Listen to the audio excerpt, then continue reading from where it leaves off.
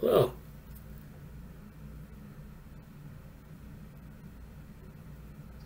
Hey Bradley, how are you? All right, how are you? So what's new? Oh, um, sorry about the delay. It's been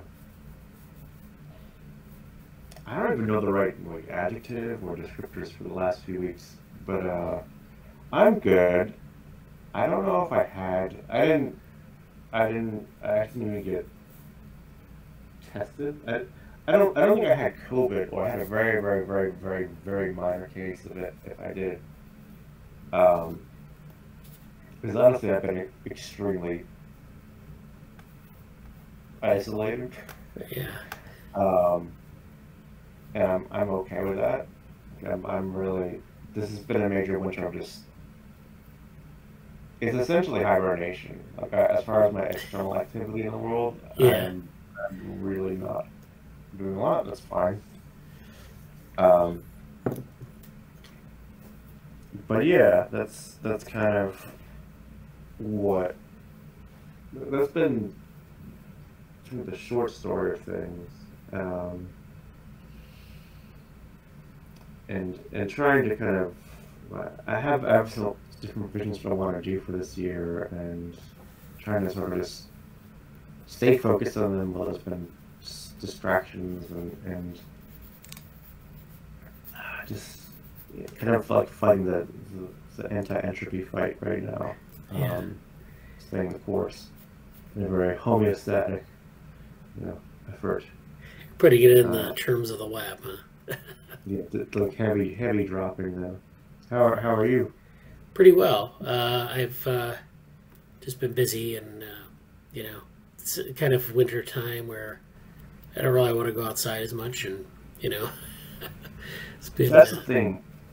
I imagine it's cold where you've been, and I know Avery's in Chicago, and I hear from them, and it's cold there. But this, the last 3 weeks, I would say, the majority of the time here has been um, below freezing, yeah, and sometimes significantly, which is really uh, like people. There's been a lot of like, oh, it's Boston. The winter's more mild here than in New York, and at this point, it's like, this this is pretty much. There's much less harsh snowfall and ice here, yeah. but it's been intense. So I hear you about the coldness. It's your first winter in Boston? Yeah, it's. I'm getting a lot of the updates, from like various things that were like, oh, a year ago you did this, or just other things going on, um, and it's quite interesting because for like 2 or 3, honestly, I think since 2018, I had a very serious intent of either moving to Boston or doing something similar. So it's I'm happy to be here. I like my apartment. It's just I want to stay in Boston, but change my apartment.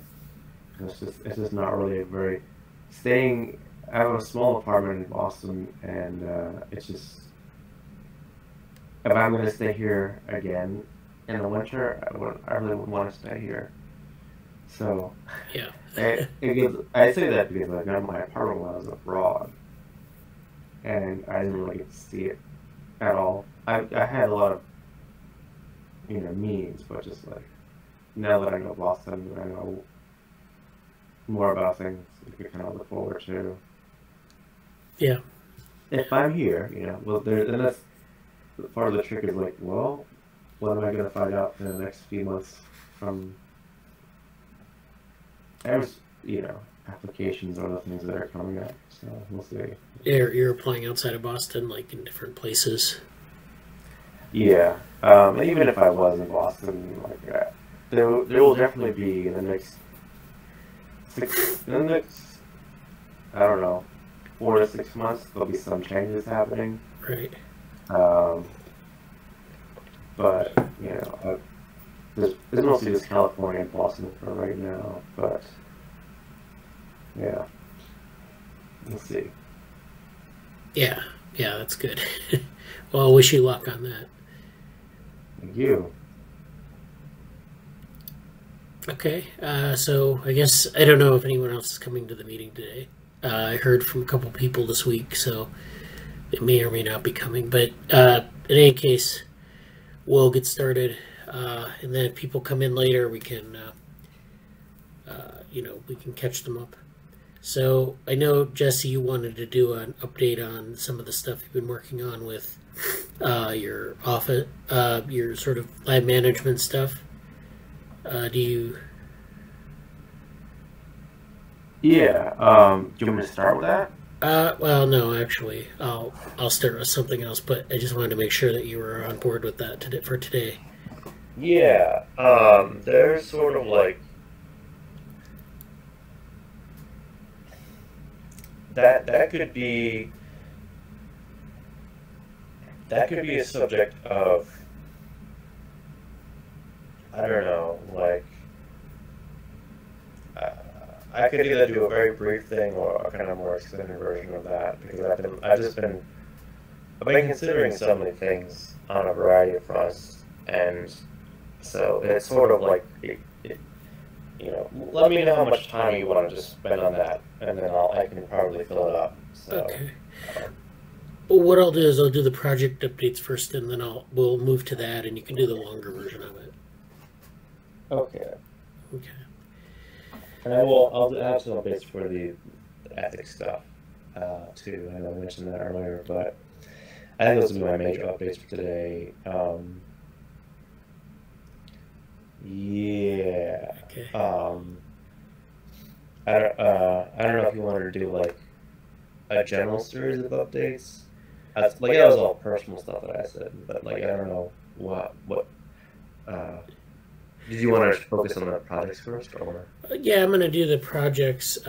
So we're going to do 2 projects. We're going to do Braitenberg Vehicles, and then we're going to do the Ethics Society and Tech, and then you can come in on that and augment the update. So, Yeah. all right. So let me share my screen, and we'll start. And the first thing is talking about the Braitenberg Vehicles project. So this is a project, actually, this is the channel in our Slack. This is an underappreciated website that we have. It's like, what we have is we have the Orthogonal Lab website, which is the main website. And then we have these stub websites, and it's a collection of these other, these sub websites, and then like Notion pages and other things that branch off from the main orthogonal research page. So this is one of those sub-websites, representational brains and phenotypes. And so this is a nice little picture that I made for the cover of this. It's actually a brainbow image. Brainbow is a technique you can use to visualize neurons and different types of neurons more specifically. And this is from an article here, Circuit Reconstruction Tools Today, which kind of goes through some of these techniques, Brainbow being one of them. And then you can see that you have these things, these computational objects in the foreground.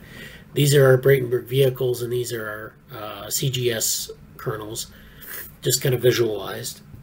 And so our work on Braitenberg Vehicles, of course, is the developmental version, which is where we grow, or we're interested in growing a Braitenberg vehicle from some sort of embryonic state or some sort of early ontogenetic state, meaning that it doesn't really have a nervous system initialized. It doesn't really have a body initialized sometimes, but we want to grow them into vehicles where we have a wiring between the sensor and effector, and it has a body that is oriented in different ways and affects its behavior. So, we want to have that embodied developmental perspective on these vehicles.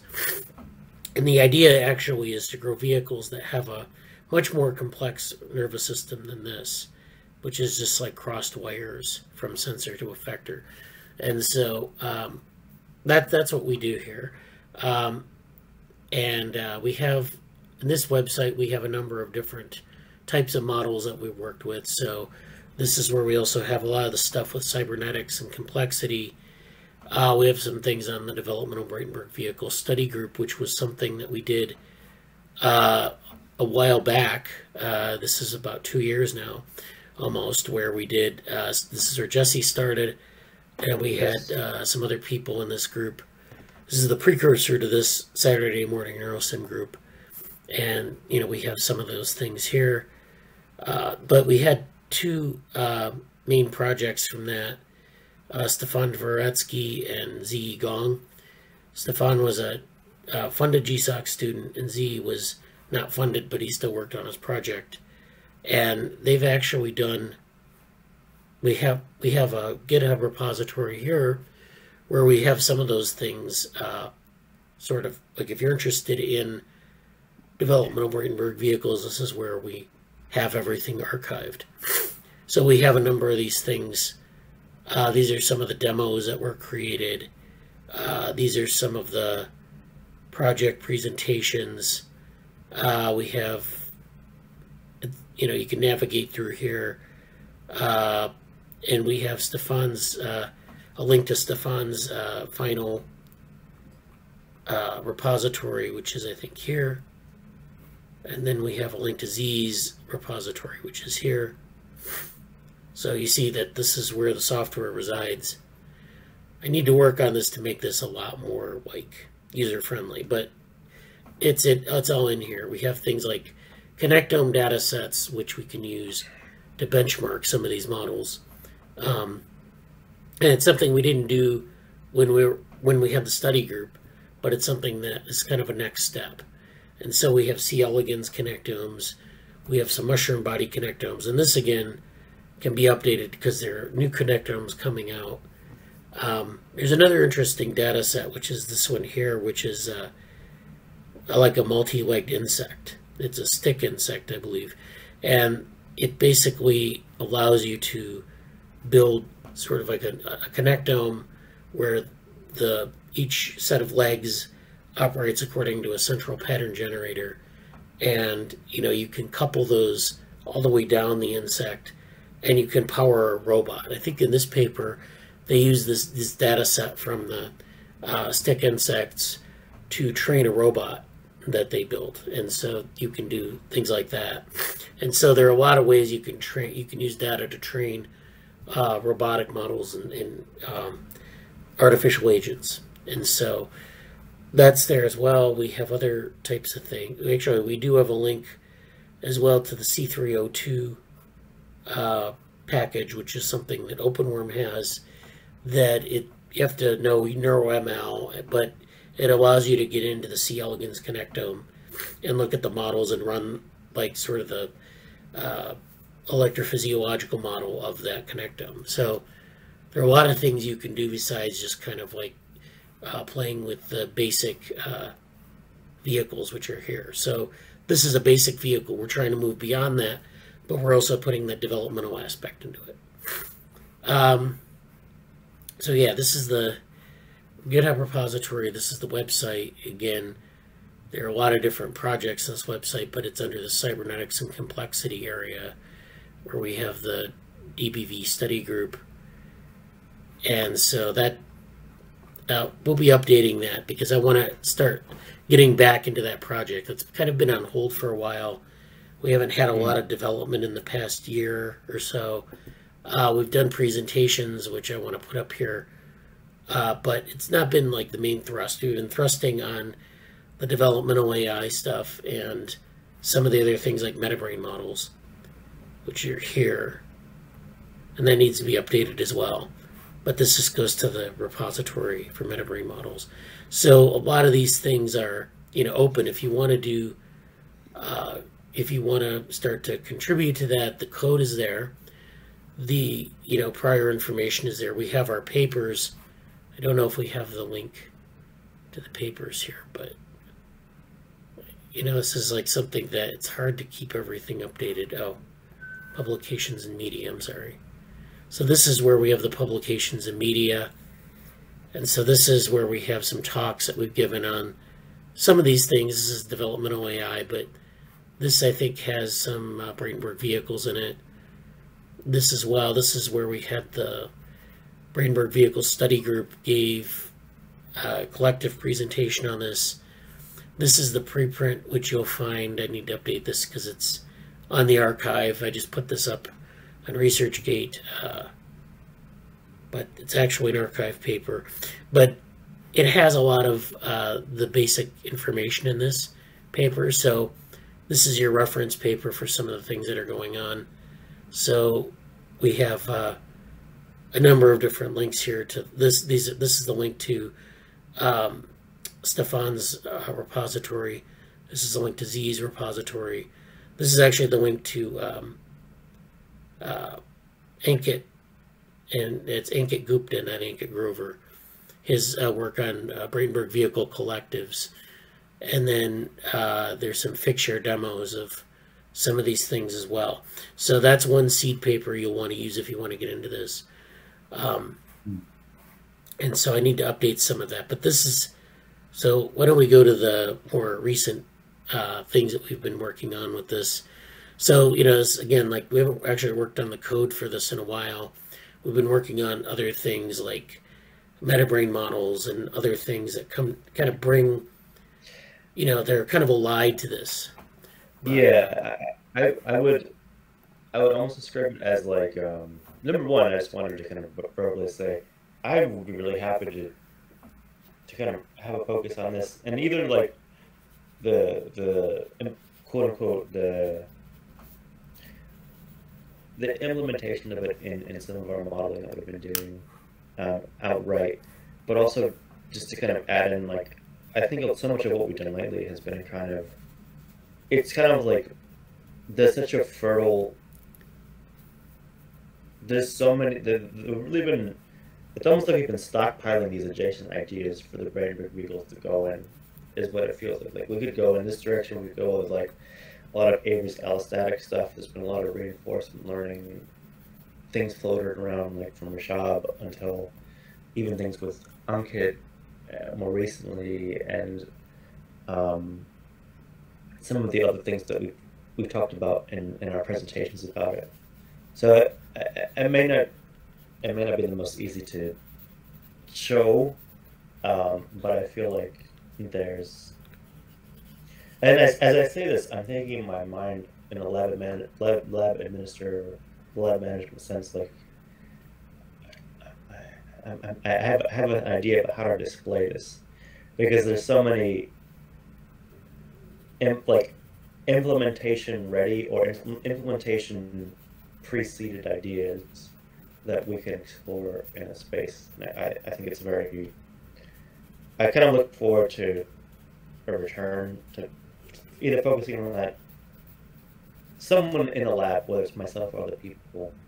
I may not take the lead on it, but like I'm very like excited about the return to that focus, basically. Yeah, yeah. And I would have to mention that the Metabrain models actually sort of originated from Jesse's proposal in the lab, in the meetings that we had. The Brainenberg Vehicles study group, his proposal for Brainenberg Vehicles was to create a layered model, and so that kind of grew into the Metabrains. And so, but we've typically kept that disconnected from the vehicles in a meaningful way. Like, we haven't had a really, you know, we haven't done like a Stefan or Z level implementation of that. So the Metabrains are kind of a separate and apart thing, but they're kind of related, and that's why they're kind of in the same. But you know, this is you could combine all these things. So you could have like reinforcement learning or allostatic regulation of vehicle development, or, you know, there are a lot of different ways you can kind of, you know, do things, implement things, go across areas and grab different models and put them together.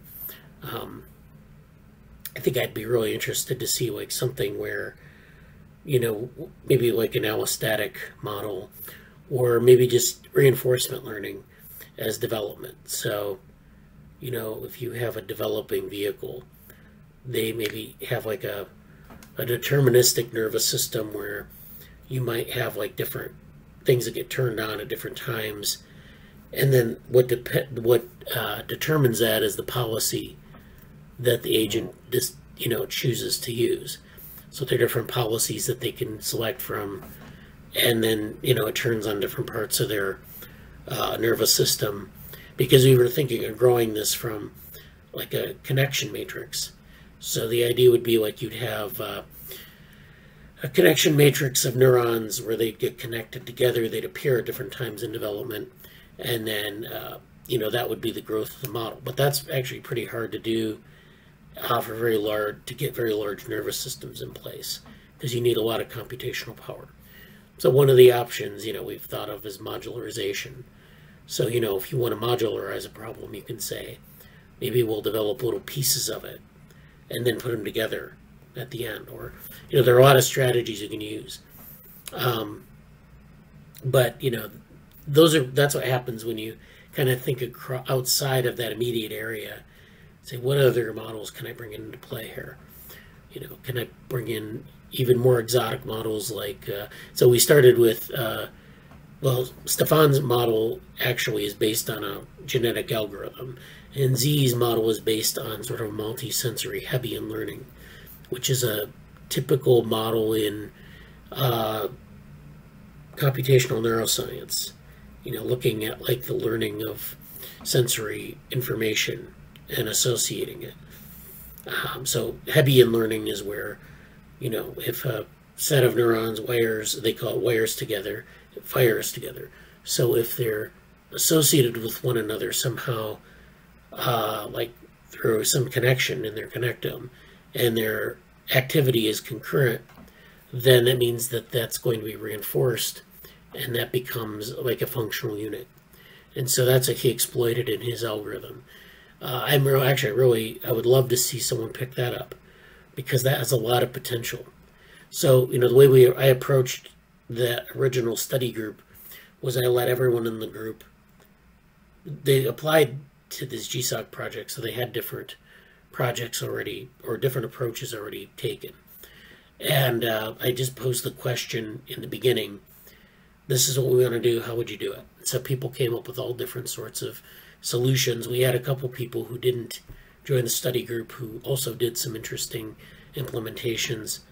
But the idea is to take that and run with it. I think there were a couple other projects that they never joined the study group. Like, trying to find an example of this. This is Metabrains. Okay, so I'm looking for her name here, and we have Arna Ghosh, who was a person who applied. I think they still have their demo here. This is a Brainenberg vehicle demo. So this is something, I don't know. I think it's open source, but I think some people thought that we just wanted to simulate Braitenberg vehicles. So it's not like developmental, but and so you can like we had Ankit Ankit Gupta, who did his work on. He didn't really take an explicitly developmental approach. He took the approach of like a collective of vehicles doing things, and so he worked on that in another organization, I think last summer, and it changed course, but I think he still has the original software here. And the idea is that you have these Brainenberg vehicles that are acting collectively. You give them a stimulus and they kind of migrate towards it or move away from it. And if you have a population of them, they can do this sort of it's almost like swarm intelligence. So that's another thing, is to look at like kind of the maybe the origins or development of swarm intelligence using this type of platform. And the software is out there. It's open source, so you can use it and modify it as you would like. So I don't know maybe he put this behind maybe it's no longer open source. I'm not really sure how this is, what's going on with this. Oh, I think maybe you have to go to the main repo for this. But anyways, yeah, he has an application here, a prototype. So, you know, the idea of open source is to build upon things that are already in existence. You take the code. Let me see if I can fetch upstream here. Okay, I guess not. So that's what we want to do. And I guess what my vision for this is to move forward. You know, someone, if they're interested in doing this, we don't have a GSOC project this year on it, but to take, you know, one of these open source implementations that already exist. I think we have enough at this point where we don't need to make a new one. Although, if someone has an idea, like, you know, create an RL implementation, that's okay. It's just that we might take from what we already have. And, you know, you could add like an RL implementation on one of these. It's not like impossible. It's just that, you know, you want to make sure that you don't create too much work for yourself. If you can build upon what's already there, that's good. So yeah, I think this is really, you know, I'd like to see this get picked up again. We're kind of working on it. It kind of hit a wall in terms of getting, we kind of hit a wall in terms of getting things like tested and implemented. So, you know, if we want to make like better versions of what we already have, we don't really have the resources. It's open source so people can contribute, but we haven't gotten anyone to really do any good contributions lately. Yeah, so now there are also other examples, like for Stefan's platform, we've talked about making it into sort of an experimental test bed. So we have these, you know, experiments we'd like to do in spatial cognition, say, where the vehicles are, you know, trying to navigate some maze or a path, set of paths, and, you know, they have to like kind of come from having no nervous system to generating a nervous system that will solve a problem. Maybe they generate a very general nervous system that solves multiple problems. You can see where this is going. It's kind of like you can develop agents that can maybe do very specific tasks or do things like transfer learning. And this is something that you'll see a lot in the artificial life literature, where people are using different types of agents to sort of solve problems. They'll evolve them. They'll take a genetic algorithm of some type, or maybe some other type of algorithm, and they'll basically, you know, subject them to selection, natural selection, mutation, recombination, and then they'll end up with an agent that's maybe, you know, has a higher fitness than another agent for some task. So that's, and, you know, again, Stefan's model was based on genetic algorithms, so I'm using that language. But, you know, you could use like an RL implementation of the same thing and get it to do things. But I would like to actually see maybe some sort of behavioral experiments in the agents. So it'd be like a artificial behavior experiment where we have, you know, maybe some task like a traveling salesman problem, which is a task where you visit a set of cities and you have to find the most efficient route between those cities. And, you know, an agent can do that. It's a classic computationally hard problem, NP hard as they call it. And it requires, you know, quite a bit of computation on the part of the agent. But it's something you can evaluate the agents on. They don't have to, like, pick the optimal solution, but they have to try to get close. And so that's what you're selecting for. So things like that. And we can do those sorts of experiments. And, you know, maybe we can do a conference presentation on that, or a conference paper, where we just use that platform, maybe refine it a bit, do the experiments, you know, publish the results, and then, you know, that's a really nice paper for a lot of, especially with the developmental component. Because I would imagine people probably maybe tried to do that with regular Braitenberg vehicles, but the advantage of developmental Braitenberg vehicles are that they have this developmental component. They get different parts of the nervous system get assembled or turned on at different points in time. So we have some things in the Slack channel.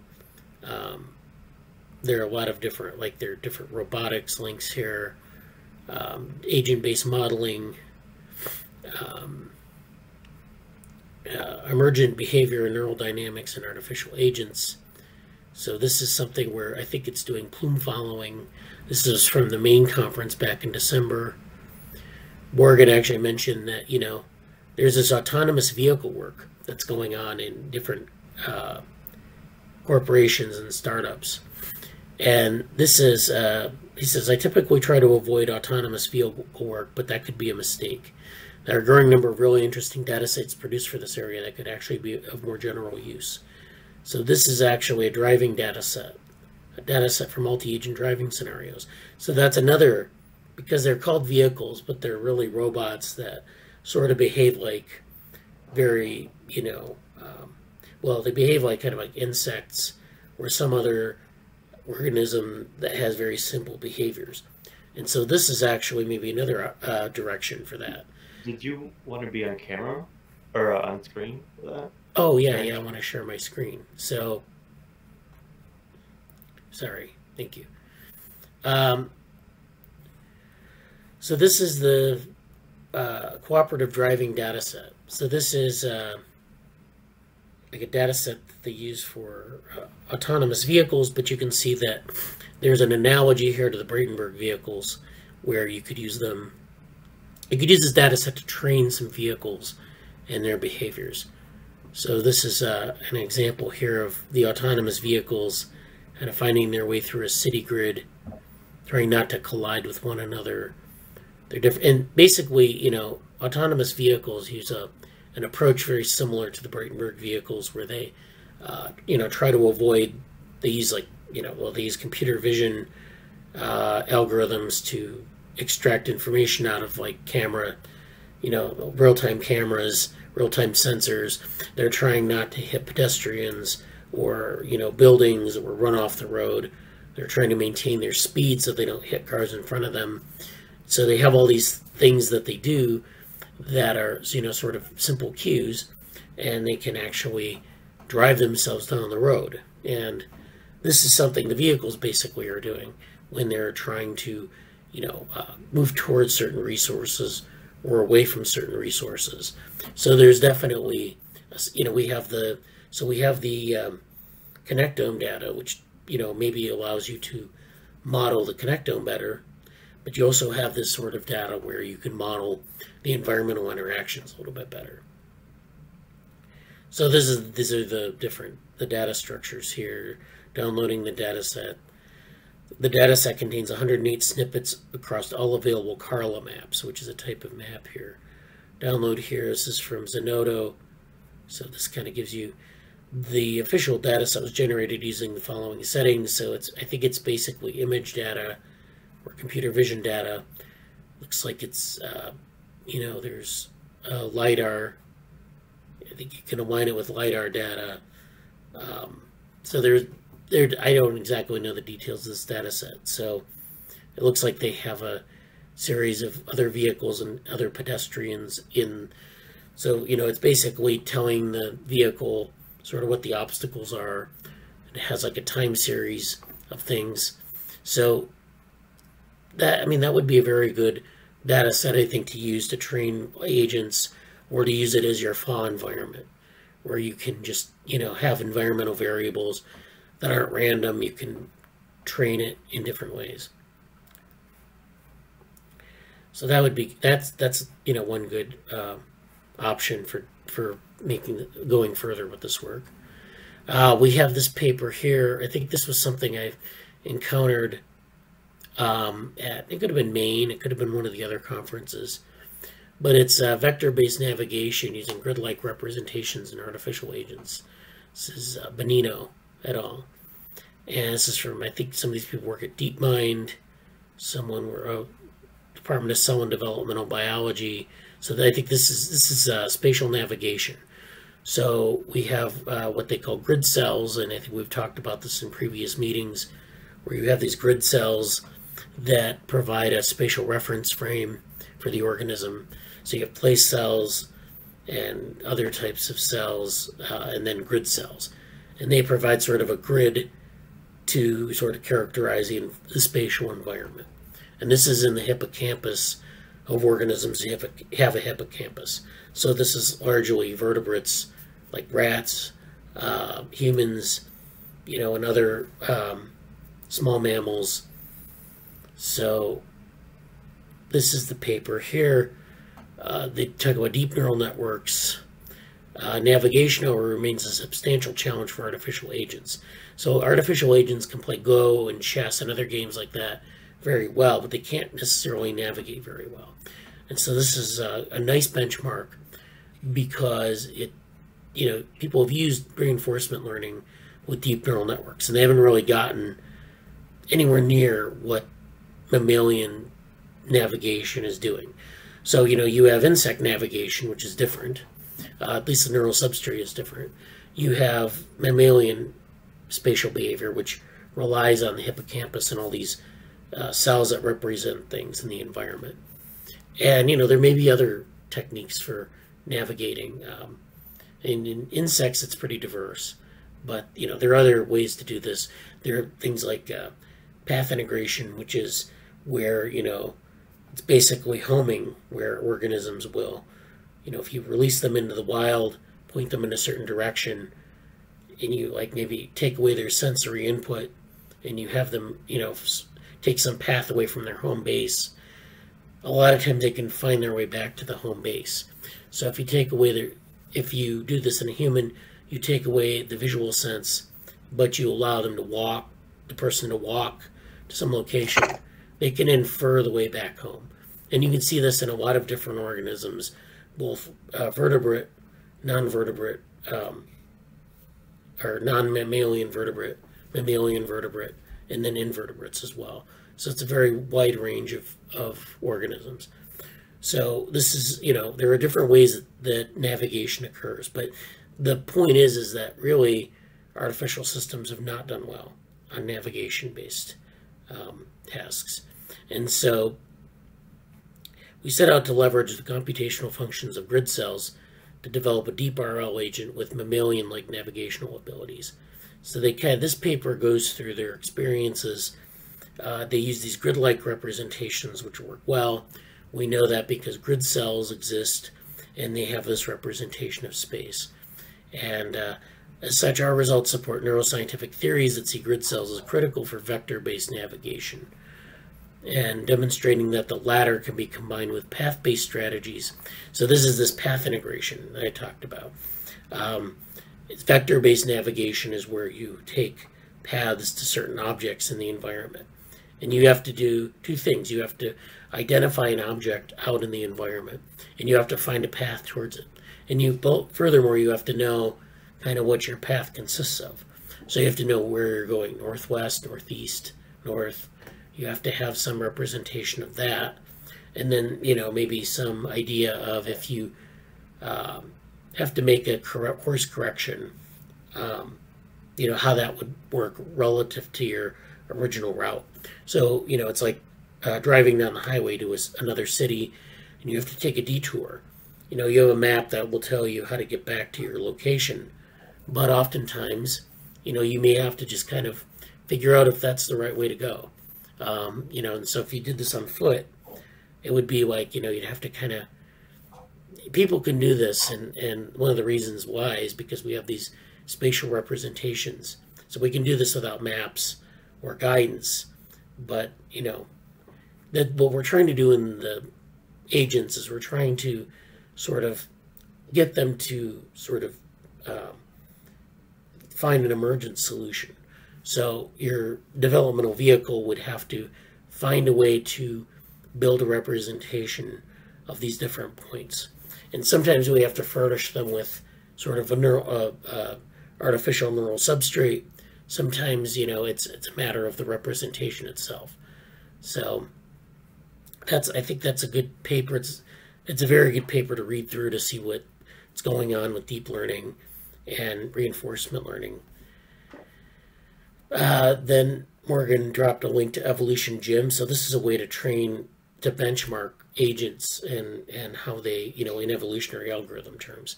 So if you're working with evolutionary algorithms for this, you would need to know. I think we covered this before, where we have this Evolution Gym, these little morphological robots, these set of pants that walk around. But this gives you some benchmarks. You may or may not find that useful. And then scientists use e-brains to help robots remember places.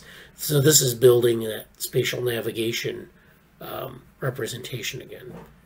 And so this is one of these are, I think the class of robot is a Kepler robot. And so it's this little circular robot that they use in experiments that's pretty easy to move around. It's kind of an older model of robots, but they've been very useful in experiments. Very advanced Roomba. Yeah, I think the Roomba was kind of related to that. They have this little circular canister, and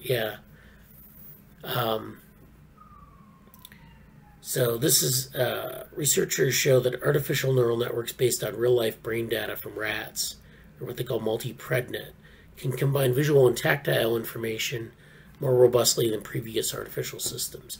So this is what Z's project was about. It was about combining these different sensory signals. The algorithm is able to recognize places even when one of the sensors, visual or tactile, momentarily drops out, akin to the way humans and animals are able to navigate their environment, even with incomplete or changing information from the senses. So, if you have you're not going to have perfect sensory information. You're going to have incomplete sensory information. And then the question is, can you navigate to that place? Say you're hiking in the wilderness, and you're hiking somewhere and the sun goes down.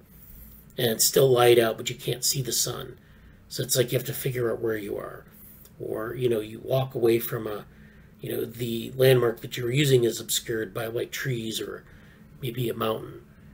Can you still sort of infer where you're supposed to be? And so this is what this does. It fills in the gaps of, sensory information that may not always be there at all times. So they're using deep Hebbian predictive coding for this.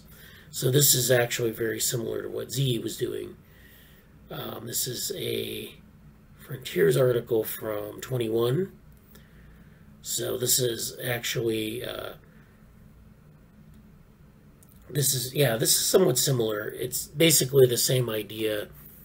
They don't use an embodied agent. They use robots, so they're embodied agents, but they're doing this in a robot, so it's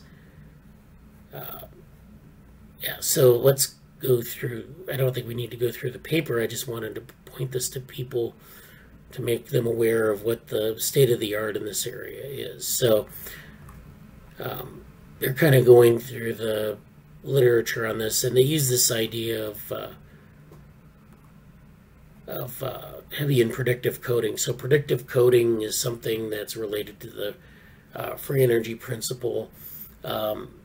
It's basically being able to predict from sensory information what a representation should look like, or maybe what your next behavior should be. We've talked about Bayesian models and sensory information and things like that. So people have done this, and Z has a nice application on this. And maybe there's something in this that we can find that's very sort of novel. And I mean that in the way that if we want to publish something on it, we have to be novel. We can't just copy what these people have done, although they've done very similar work. So yeah, I think that's a good place to start. So go to the Slack channel and look through some of these references, and maybe you'll find some inspiration for this. I think that's all I'm going to talk about Braitenberg Vehicles. I wanted to give a good update on that because I don't think we've had one in a long time, and it's kind of like one of those things that's been forgotten somewhat in the lab, all the other things going on.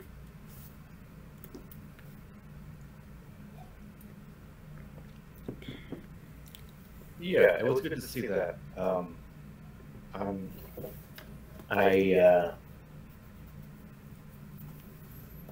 took a few notes, and I'm trying to, and something that I'll show later on, I'm trying to create some coherency around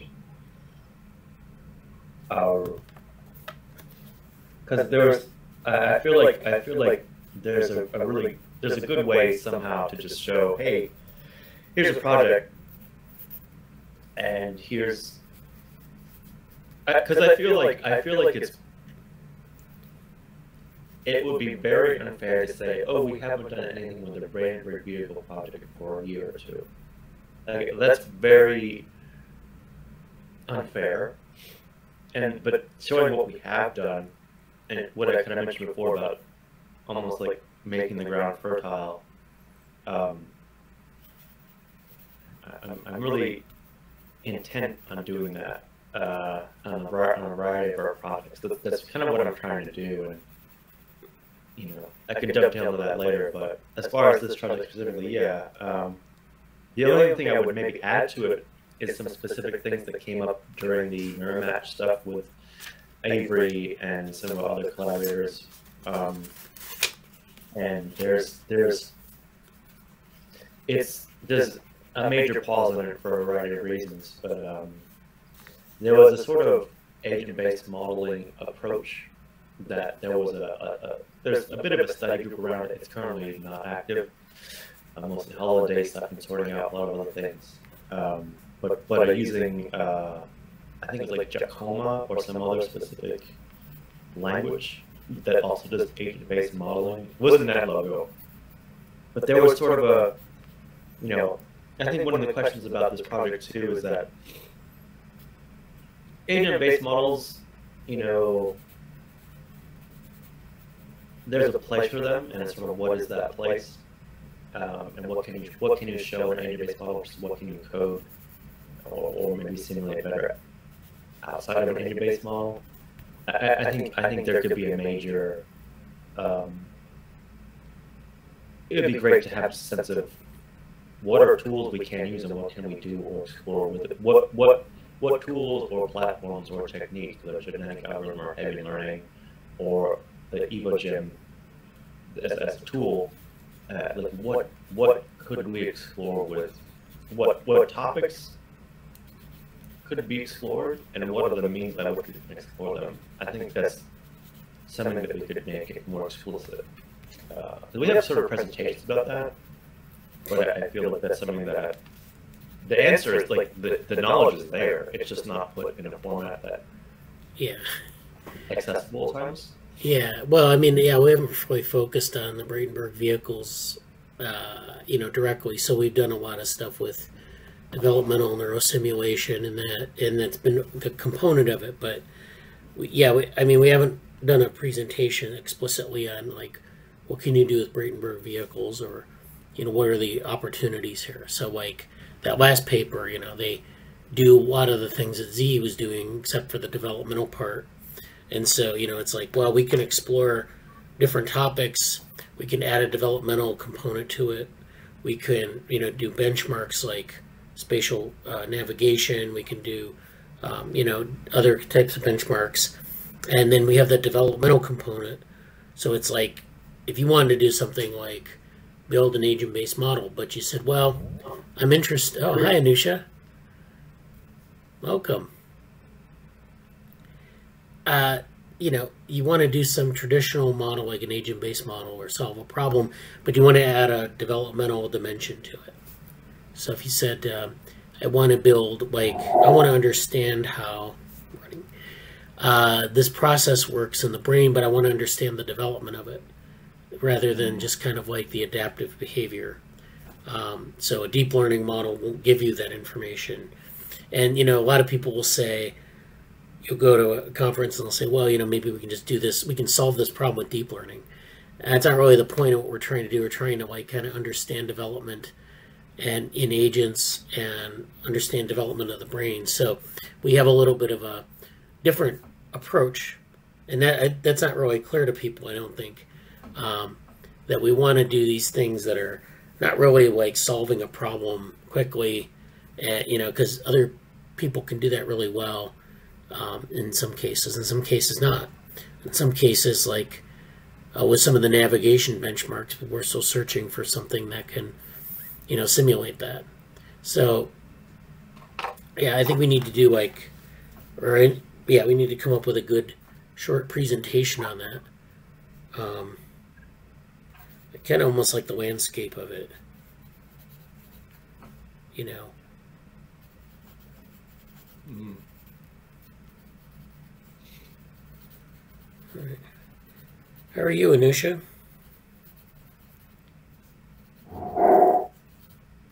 Okay. All right. Yeah. I don't know. Put it in the chat if you would like. I don't know how much Anusha wants me to speak on her behalf about her procedure, but I know she is sort of recovering her voice. So, Okay. yeah. I think, like, has it been like a month or two, Anusha, that your voice was, I think she had like a paralyzed vocal cord, basically. Oh. She just had surgery this week to fix it, get in that direction. This is October. Wow. Wow. So she literally is not really able to speak, but she wanted, I think she must have just check in and see how things are going and stuff. Yeah. Well, I hope you're doing well, or better than you were. So, yeah, I'm glad you could come back to the meetings. We're doing some project reviews right now, and you know, if you're welcome to, like, you know, ask questions about, you know, what's going on, what kinds of things you might want to participate in, or just watch and see what's going on now. Yeah. Okay. Glad you could make it. Thank you. So, yeah, I think we were just talking about the Braitenberg Vehicles stuff. We haven't talked about that in a very long time. So we've actually done a lot of work on Braitenberg Vehicles. It's just not been like a main priority in the lab in the last year. And we're trying to sort of revive some of that.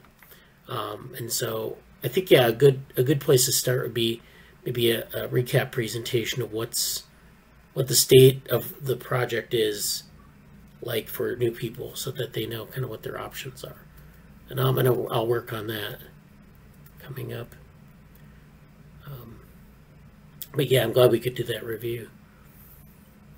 I wish there was a way to, and I'm kind of working on this, and like as a bit of background for my next, well, I guess I should say, what would you like your agenda to be for the rest, or talk about next, or the rest of the meeting in general? Oh, well, I think we could probably move on into ethics, society, and tech. And I wanted to, like, mention a couple things about that. For one, we had this GSOC project. I don't know if Jesse saw it, but it's coming out. I think I have it posted in the Slack somewhere, where we have, it's basically, the idea is we want to build this model of open source sustainability. So there's this ethical issue, especially with like Log4j, about open source projects. You know, if we put something out into the world, you know, and people start using it, you know, do we have a way to maintain it so that we don't have problems, security issues, bugs? So last week I talked about, you know, some of those issues, and they've become politically salient because, you know, a lot of companies are using open source software. Some countries like Brazil use open source software in their government agencies. And so if you have this bug that is unresolved, and this happens in proprietary software, so it's not a big problem, but I mean, it's not limited to open source, but you know, how do you, if you run an open source community, how do you make it sustainable so that people are contributing back to the platform in a way that's not exploitative or not, you know, where people miss things like that. And so the idea would be in this project to create an architecture that sort of reinforces good behaviors, and then have an agent-based modeling component that sort of generates some data that you can use. Like, you basically put your agents in different situations, you run the simulations, and then you feed it back into your model. And the model is sort of like what we talked about, some of the stuff Krishna presented on with respect to feedback loops, and how those things can, you know, reinforce behaviors or compound bad behaviors. And I know Aaron and I talked about some of these using sort of the tragedy of the commons or the non-existence of the tragedy of the commons to explain some of this behavior. That it's, you're building a commons with open source. It's a common resource.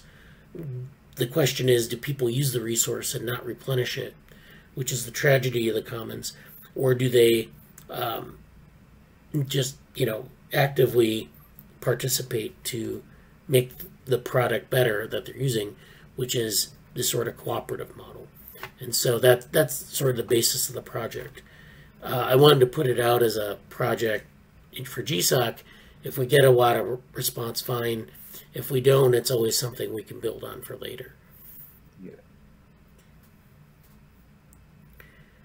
And so, yeah, also, I kind of wanted to go maybe through some of the things that we have in our Slack. Let me go to this here, and let me just go through this, and then maybe Jesse can add some things into that. So, yeah, we've had a lot of things in the Slack over the last couple of weeks. I know we haven't done our Slack reviews. We're trying to move towards like a more sustainable model of this, where we just review a couple projects. So there are a lot of things here. Aaron's been doing some good work on sort of getting this idea, she's been interested in this log4j idea, and then like also on some of the things I mentioned about the tragedy of the commons or cooperative cultural evolution, things like that. And then she has some other things in here about, various news stories, and, the energy consumption of Bitcoin, some other things about data harvesting. So, our Slack channel is very diverse. It has a lot of things going on in it, a lot of contemporary issues. So it's kind of our approach to this topic. I think it's very in line with that, where we have this very diverse set of views on it, and we kind of put together different things. So I actually found a document this last week. It was in my other position, where the Ada Lovelace Institute, which is out of the UK, they've published this technical paper called Participatory Data Stewardship. And so what this is about how people can, take their data, their personal data, and basically create a safeguard. So this is kind of like data trusts, but it's data stewardship. And they propose some models for, how people can do this collectively. So, when you have a artificial intelligence system that collects data, the idea is you want to be able to have some oversight over this. So, there are different ways this can happen. You can have data trusts, which are these things that Angela talked about with, you have a board and you have, a lot of things are private until you decide to make them public. And it's kind of like a legal trust where, you will things out as they become relevant. This data stewardship part is more about how to govern sort of the exchange of data and, basically working collectively towards better designs for that. And so this is a nice document because it goes over a lot of different things. And, they reject practices of data collection, storage, sharing, and use in ways that are opaque or seek to manipulate people, in favor of practices that empower people to help inform, shape, and govern their own data. So this is very much in line with what we've talked about with social media companies and some of the ways they use data, or some of the ways that government even uses data. This very much draws from the people who are providing the data, the participants. And so it kind of goes over a lot of these things. I haven't read through the whole thing, but they provide some nice models here where you have an effective participatory approach, generating a beneficial feedback loop. So there's this theme of feedback in the design of these stewardships.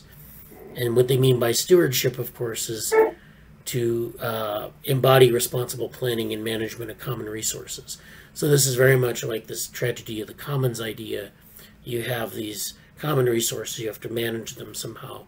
And the stewardships are really, it's a way of behaving that's reinforced by some of these structures and how the organization is structured. And so it just basically promotes virtuous behavior. They actually talk about Eleanor Ostrom here, who is one of the people who came up with ideas for understanding the commons as a successful strategy, not just the tragedy of the commons. So we have like we're drawing from the same area. So I think there are a lot of nice parallels with the things we've been talking about, especially recently. So I would read through this document, and they have a website as well. There's a lot going on at the Ada Lovelace Institute. They have a lot of, they're doing a lot of things with data and policy. And so those are things that are really kind of good. And so, yeah, there's some other things in here. I think this was something that Jesse posted on some, LeCun was dumping. LeCun, of course, is the person for machine learning, dumping on AI ethics, and a lot of people agreeing along the lines of ethics people don't know AI, regulation being a problem, waste of time. So yeah, I mean, that's a common response, is that why do we want to do ethics? It's not really relevant, and maybe it doesn't understand our field. So I don't know if you have any more thoughts about that, Jesse, here.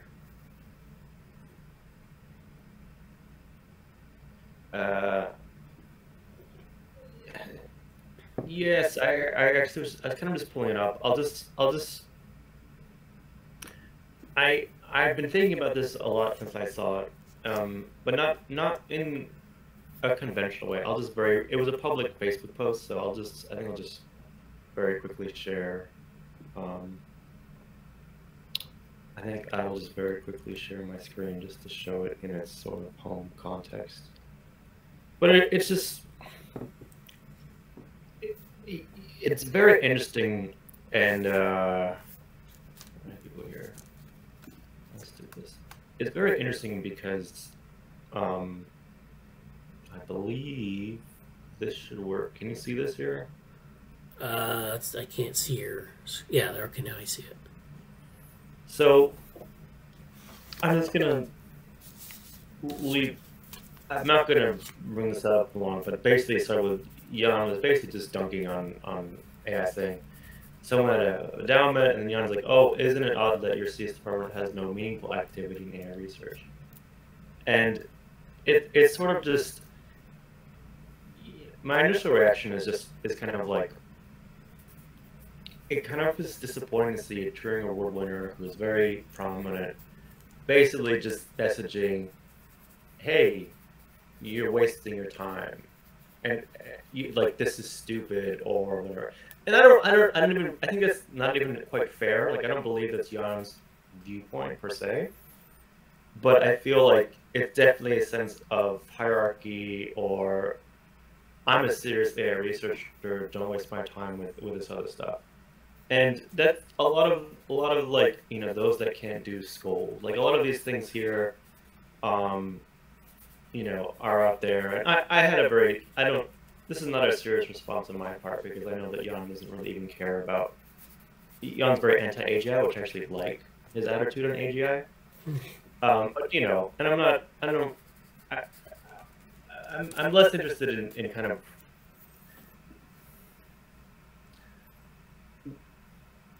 I don't really want to, I find myself, as much as I'm kind of presenting this in kind of a cable news network fashion of, oh, I can't believe they said this, and I really don't want to do that. And I realize that seeing this again, and thinking about this, not seeing it again, but thinking about it since it's happened, I feel very much called to being kind of a diplomat between these camps of, I think ethics definitely matters, and I'm totally of the opinion that whatever progress we make technologically, like I find it to be a kind of almost a zealotry that I just don't share, to believe that, well, if we just get to the next level of technology, we're going to be fine. We're going to be saved. The Messiah is going to be our technological advancement. I don't believe that. But you know, that's a belief, and beliefs are what they are. However, like, I think a lot of times about the Carl Sagan quote about, you know, a foreboding view of the future, or no one understands technology, but we're dependent on science and technology, and we get to a place where the general public is really detached from understanding the technological advances that take place, and maybe a very consolidated and concentrated knowledge of how those technologies work. And I feel like with that in mind, I think a personal goal, especially if I do go on a computer science PhD route, and I'm not really a programmer seriously right now, to be honest. But just like, if I go that route, which I seem to be going towards, and it's also kind of stems into something I want to do in terms of other behavioral and operational classifications or mapping that I want to do. But like, if I go that route, I feel like even in the framework of the Sagan societal dilemma, let's say, in artificial intelligence community research area, whatever we want to call this thing, which maybe is best divided into like computer science and machine learning specifically, and then maybe some other areas that we're talking about. I feel like I just find it a complete waste of time to have antagonism all along those lines. But regardless of that, I feel like, regardless of the personal opinion, like, I feel a very strong sense of, I would love to really encourage or facilitate myself ways to kind of have meaningful dialogue between, okay, you have a hardcore ML researcher. What are they focusing on? What is the AI researcher doing? What does that mean in the engineering or the science of that specific area? Versus, okay, you have ethics, philosophy, the messy. It is messy. It's not. I was at MIT with people having a reading group about it, and it's not. It is not as crisp as a wonderful, beautiful set of neural networks, and it's just not that pretty. It's not pretty. It's very difficult, and ugly, and messy. But like, you know, what's the validity of that? And then you sort of have like the AGI crowd, which is sort of a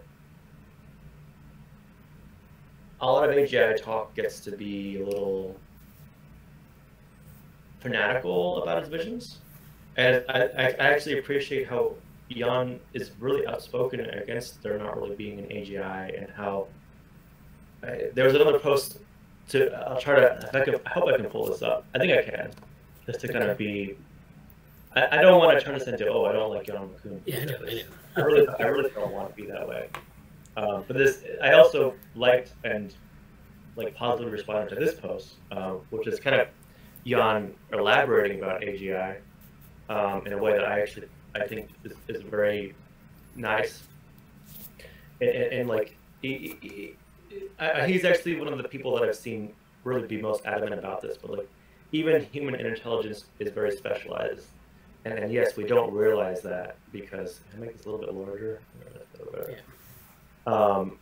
But just kind of getting into, you know, like, even, and this is even stuff that we've kind of discussed a little bit about complexity before, but I very much agree with this, and there's a little bit of an example here about, you know, and what does it mean by you know, by human level AI, and just very so, and there's also like Miguel, who's not Miguel, these things are a lot, but you know, it's like this is a very important conversation to have, and like, what does all this stuff mean? So to go back to what I was saying before, I would say I feel like there's, if anything, I would like to have some be a voice of almost diplomacy. I started interpreting it as a kind of diplomacy where I want to know enough about the technical machine learning aspect of of our artificial intelligence as it is today. Yes, I want to know about the ethics. I want to know about the AGI stuff and what AGI is, and I want to know about even actually there's an AI safety camp, which AI safety is essentially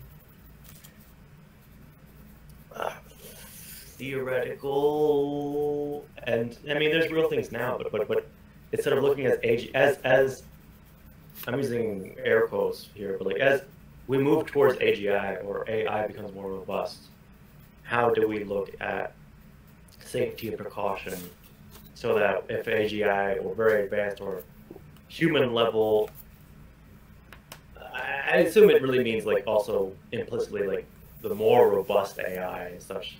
As we move in that direction of a general intelligence, you know, are we doing it in a responsible way? And it's funny because it's interesting because both AI safety and many hardcore AI researchers like LeCun have a very derogatory view of AI ethics, in sense because they're both different takes of like it's a waste of time, or not my business, not my concern, or one of the things that Jan said in his critique or mockery post was, they're asking us to fix like a Don Quixote reference about like, they're saying we have to look at these giant monsters which are just windmills, even though they're the ones that basically they're the ones that created the windmills that they want us to fix. And it's sort of like this. It's maybe not fair. I'm not really. I don't really want to get into interpretations of it, but basically a sense that it's not whose problem is it, and how can we fix the problem, and what can my research do about this problem, or society or otherwise.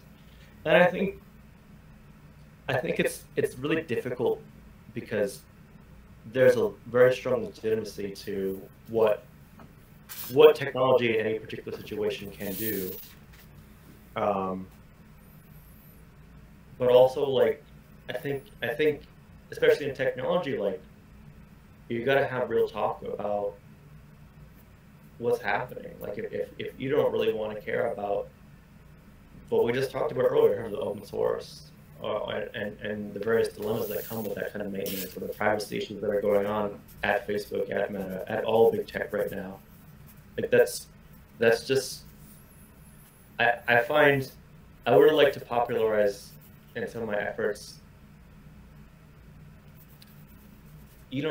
It's tough because, especially because academia as it stands right now, and respect is based off of being really specialized, and it kind of goes back to the two culture stuff and the CP Snow stuff and divergence. But like, I don't think I think there's I think there has to kind of be and this strongly ties into a lot of my frontier map things that I'm doing in the background too. It's like, I don't think it's, if I was to give my best advice, and I'm very limited, I'm not an expert at anything right now, but I feel like there's a strong pull of the reality that a lot of the viewpoints and energy and inertia towards specialize in one thing and don't care about anything else is kind of running up a reality check that it's not working out. Like a lot of our developments have come at that sense, and that's I don't even see that as a bad thing. It's just that's naturally, any progress in anything is very reduced at first and very concentrated. That's how things develop, as far as I can tell, across a lot of that's just how it is. And you kind of have to backfill and propagate, or like you have to expand, diffuse, and reintegrate stuff. And it's like I think it's just, I think that's kind of just thing to deal with right now. And so I find the dismissiveness of, oh, I don't have to deal with this is like, that's great, and that's true in terms of a very narrow application of what you want to do, but I don't honestly believe that's viable as a. I feel that's kind of like cherry picking what you think matters, and it's like, okay, cool. You don't want to include those problems, what your concerns are, or what your discourse is. Okay, but like the problems still exist. So anyway, I'm on a bit of a soapbox about this, but I think you know,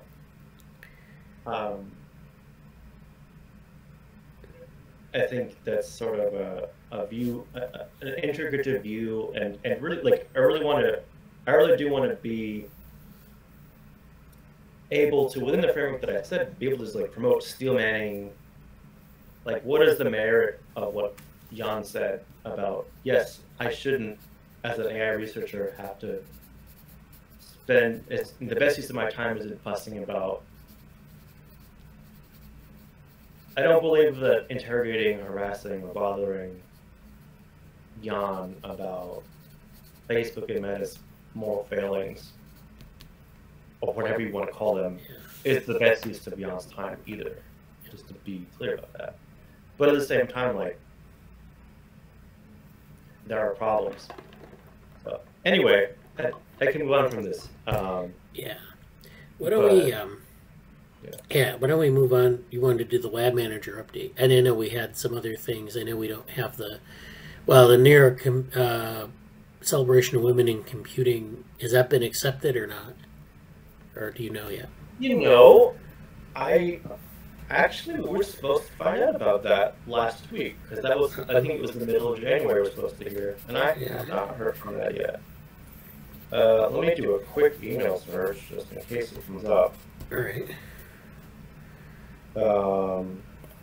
No, I haven't heard anything from them. I imagine it'll be coming out quite soon, but last week.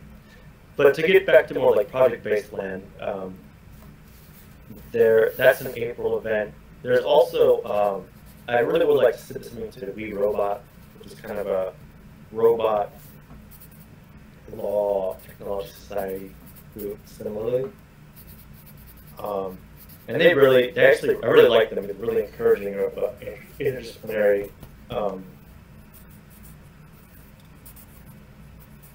collaboration and kind of experimental stuff, which I think a lot of what we're aiming at here. So that's good. Any other major updates in this arena? There's a timepiece. Actually, I'll really quickly mention this as well, and a slight preview to something else that I'm working on, I guess.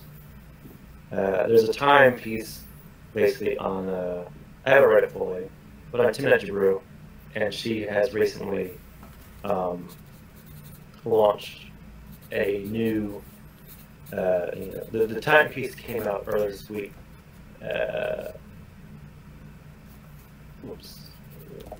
Earlier this week, why Timnit Jabru isn't waiting for big tech to fix these problems, and it's in the time of the Perigo.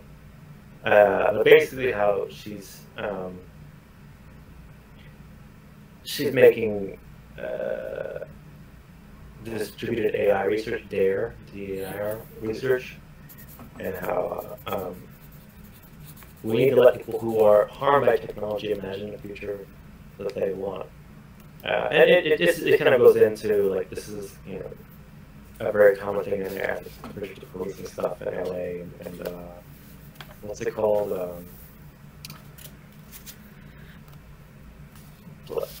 Palantir, I think. Yeah. So, and this is just title of this article. Also, like, I'm previewing this tool of probably really can't see this very well. There's a tool called Obsidian that I'm using as we need to kind of characterize some things and classify stuff. But yeah, that's the Markdown tool. Yeah, this is it's Markdown based, and I'm working on there's some integrations into GitHub itself, and ways to do a lot of cool stuff in Zotero. I'll just show this here, but like here's a really cool graphic representation of things. I'm still learning how to do a lot of these things, but you can kind of see over here. It's basically kind of based off of the concept of a Zettel costume. I don't know how to say the word. But where you kind of create a bunch of, like almost like a bunch of flashcards, but each flashcard has one information bit on it, and then you can kind of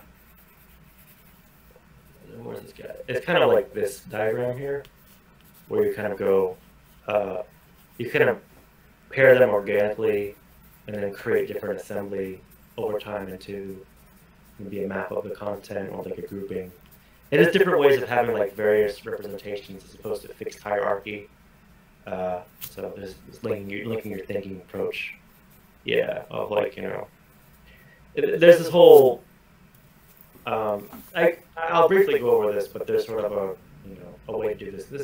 It's basically like personal knowledge management and creating your own, like cognitively offloading your brain and how to organize the brain, how to sort of create these different topics and stuff like that. So, you know, there's a lot of I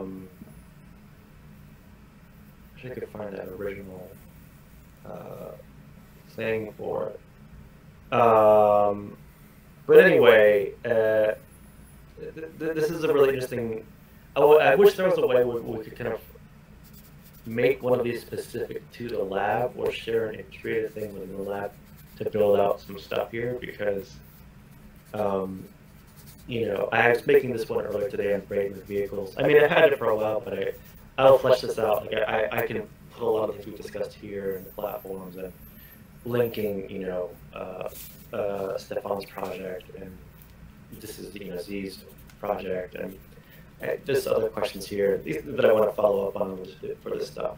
And kind of difference between making a hub for a lab project and then making a lab for my own notes. Like I have notes on different, you know, different subtopics here, et cetera, et cetera. Like just there's, as I was saying before, like there's a way to kind of just go about.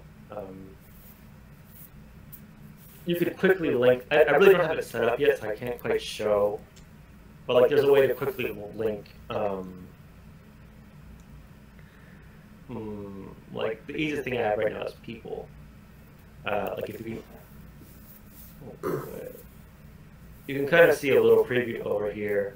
But it's all these things that are linked to people. And if you were to follow through, I think people's my biggest hub right now. Well, like you know, you're in there, right? Yeah. Well, like Ryan Carlo is a lawyer and an AI ethics focused person, and you can kind of you can start seeing where these things are extrapolating these from. And then I have like an events hub where this connects here. You kind of see how this connects here. It's a nice. The visual tool is sort of just for fun. I actually find a lot more use of just being able to click through. Like I don't know if I can quite. Yeah. I don't have everything quite set up yet, but like there are ways you can really nicely and quickly kind of rotate through different like panels very quickly and seamlessly. You can kind of go left and right through them, and it's there. But yeah. How do you make the graph? Like you have the list of people, and then you have the graph. What is determining that? Those linkages. So right now, these links are set up simply by creating like this people page is this page, and I'm experimenting with tags. But the main thing right now is I'll go to. Johan has some stuff. As always, Johan has had some great like Twitter threads this week. But right now, like if I go to, it's on the way right now. But just because I have Johan linked on this page Like these are active links within my Obsidian.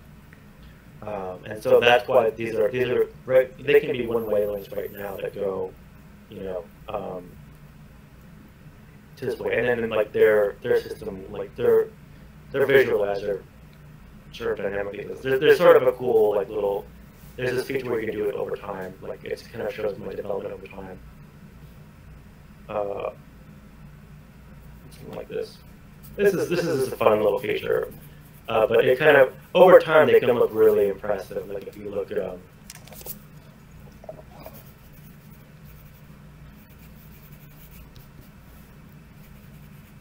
like you can find some really, like really intense looking things. There's also like some a lot of different. What's cool about Obsidian is that it is open source. There's a lot of different really cool plugins people are doing, like these different sort of like flowchart kind of things.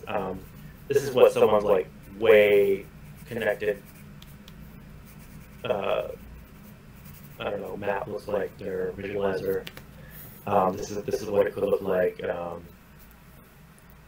These are all different examples of how things could look in the visualizer sense. Like the people I see people have like crazy, like it literally looks like a galaxy. Yeah, it's actually interesting. Like in terms of, you know, yeah. But it's there's a whole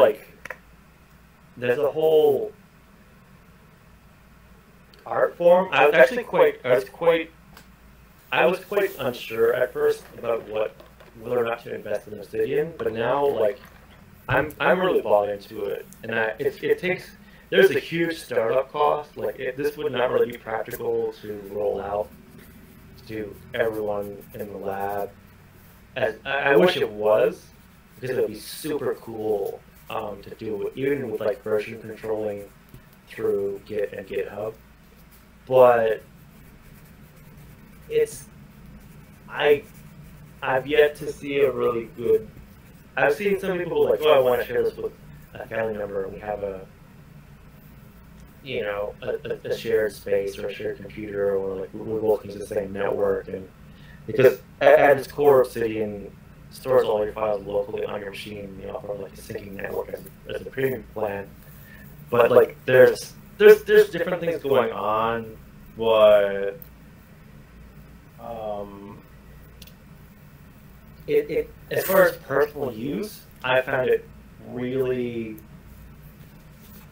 appealing to use. And there's some integrations where you can streamline and work with like Zotero, which is also open source, to like collect and capture and even like make notes in a way that you can basically really conveniently get really tightly grouped workflows of things. And I feel like in one sense Obsidian is the ultimate answer to, if you recall our like last year or whatever, the talk about the Twirlybirds and how do you catch these Twirlybirds around these ideas that we come up with that are like, oh, fluttering through the air, and we want to do something with them, and there's sort of this urgency about them because they're going to hit the ground, they're going to go away forever, so I want to catch it. There's also, there's a great meme that was like, I don't know if I can,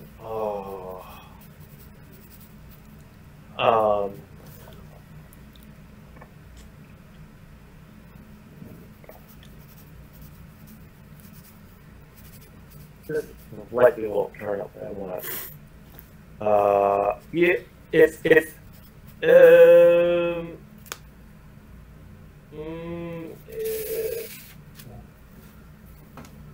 meme, but these are kind of not what I really want it to be. Just pretend it says, like, when the top part here, pretend it says, when an academic finds a paper that they find interesting, and it says, after all, why not?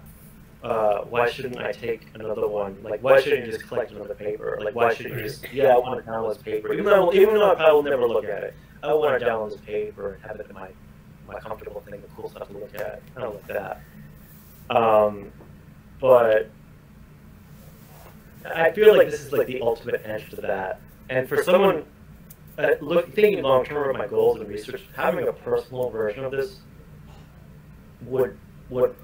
I really feel like it's going to help me shape a lot of what I want to do and make it a little more coherent. the problem is that I have no real viable solution right now to make it integrative in a lab sense. But there's some obvious things that could happen in terms of just sharing Markdown files on GitHub. Like, it's not impossible. It's just I don't yet know what that looks like. Right. And they kind of come all the way back to reality. Like, to just go back to our board here.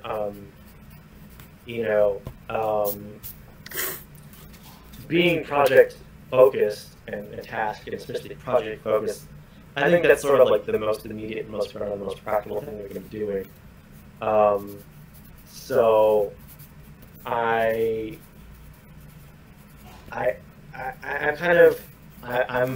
been wrestling. I know it may not quite sound like it, but for orthogonal lab and also my another affiliations that I have been significantly wrestling with how do we manage information relevant and pertinent to the movement forward of a project that is based on research, that's research heavy. And that's like project management plus like there's, and I'm sure, I know I know like being a PI involves that kind of stuff, Right. and like running a lab that does like even if you had a wet lab or like a hardcore biology lab where you have, okay, we're going to do this experiment with this data, and it's much more concrete than what we do in some ways. Even there, like there's some structure to it, but like being theoretical, doing things that haven't been done before, or working in proprietary stuff, or working on theoretical things, it's very tough. It's very challenging. And I still have I think this is Levin's paper, really nice paper, the two Levins is Oh yeah. about where's that diagram? Like I think this is a phenomenal diagram. I really like this. Basically, just showing how you can have projects that are in different states. Like you kind of brainstorm mostly research, or this is on my mind a lot. Like how do we have a product, or the tools, like the tools and the products, it's not all the same. One thing I did find this week, and I remember what it's called. Let me go to my own thing here. Project management tools. Yeah, I'm actually really curious about what this is. Can I open it? Well, let's do it this way. This looks quite interesting.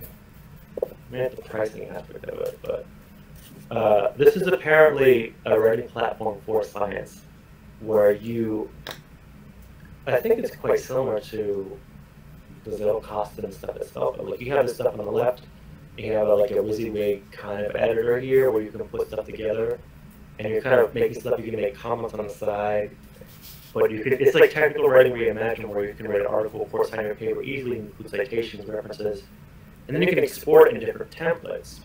And I feel like that's really cool too. I think it's free for open source community people, so I'm kind of going to look into that. Oh yeah, that'd be great.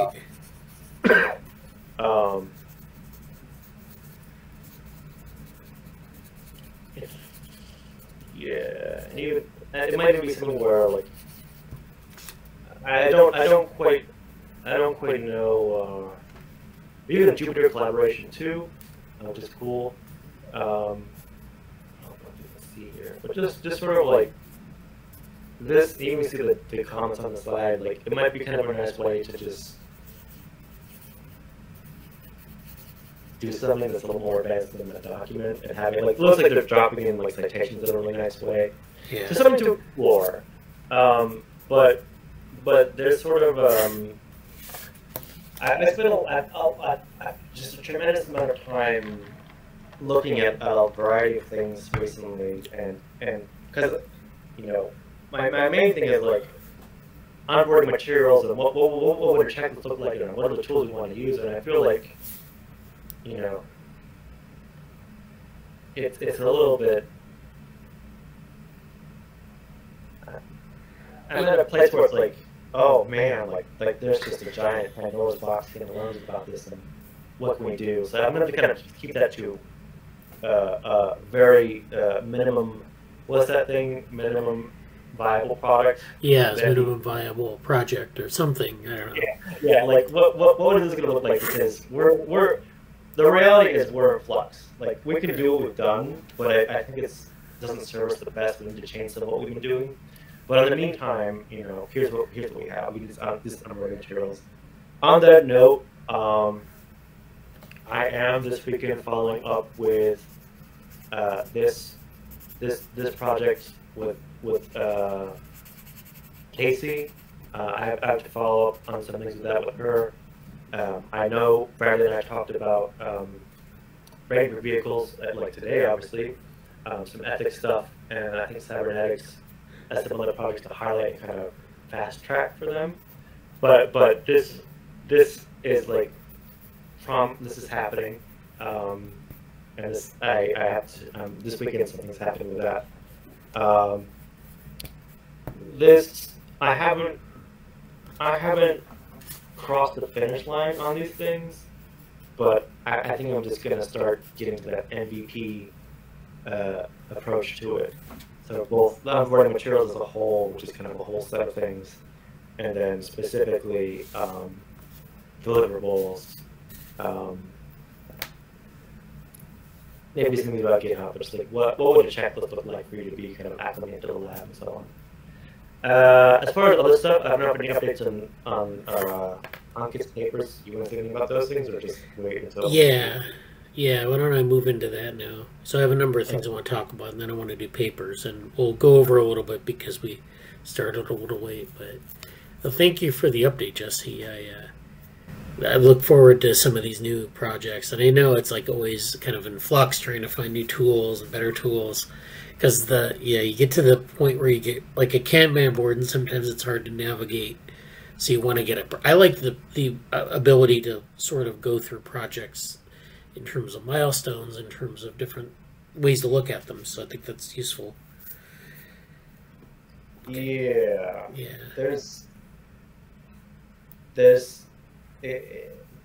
I'm almost to the point where I want to say, let's make some, for lack of better terms, executive decisions about what we want to do and how we want to do it for the next short term, because we have to kind of buy into it.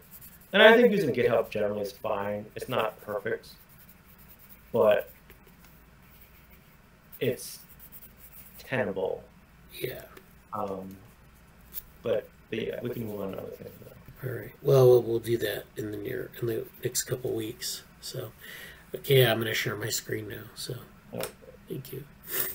All right. So, I've had some things come up. First of all, this week I did a couple sort of checking in on during the day on two conferences. These were on Zoom. So the first one is this IBM NeuroSymbolic conference, and I posted a link in the chat. So I have a shared note document here, and again, it's just like screenshots, and we can annotate it as we go. And maybe, I don't know, we have a bunch of these. I don't know if what we want to do with these, but in any case, this is this NeuroSymbolic computing conference. So this is this idea of having like some representation-free model, like a neural net, and then putting symbolic representations on top of that, not in the way necessarily the Metabrain model, but this is something that we've done with, they're doing at IBM. So this is their approach to this. There's Louise Lamb, who is, we've met through Maine and through some of the AI debates. So he was there. Yeah. Is that Francesco? Yeah, I think, yeah. So these are people in the field, but also people from IBM. They had this idea of a logical neural net. So this is one thing that they're using to incorporate these symbolic aspects into the neuro aspect.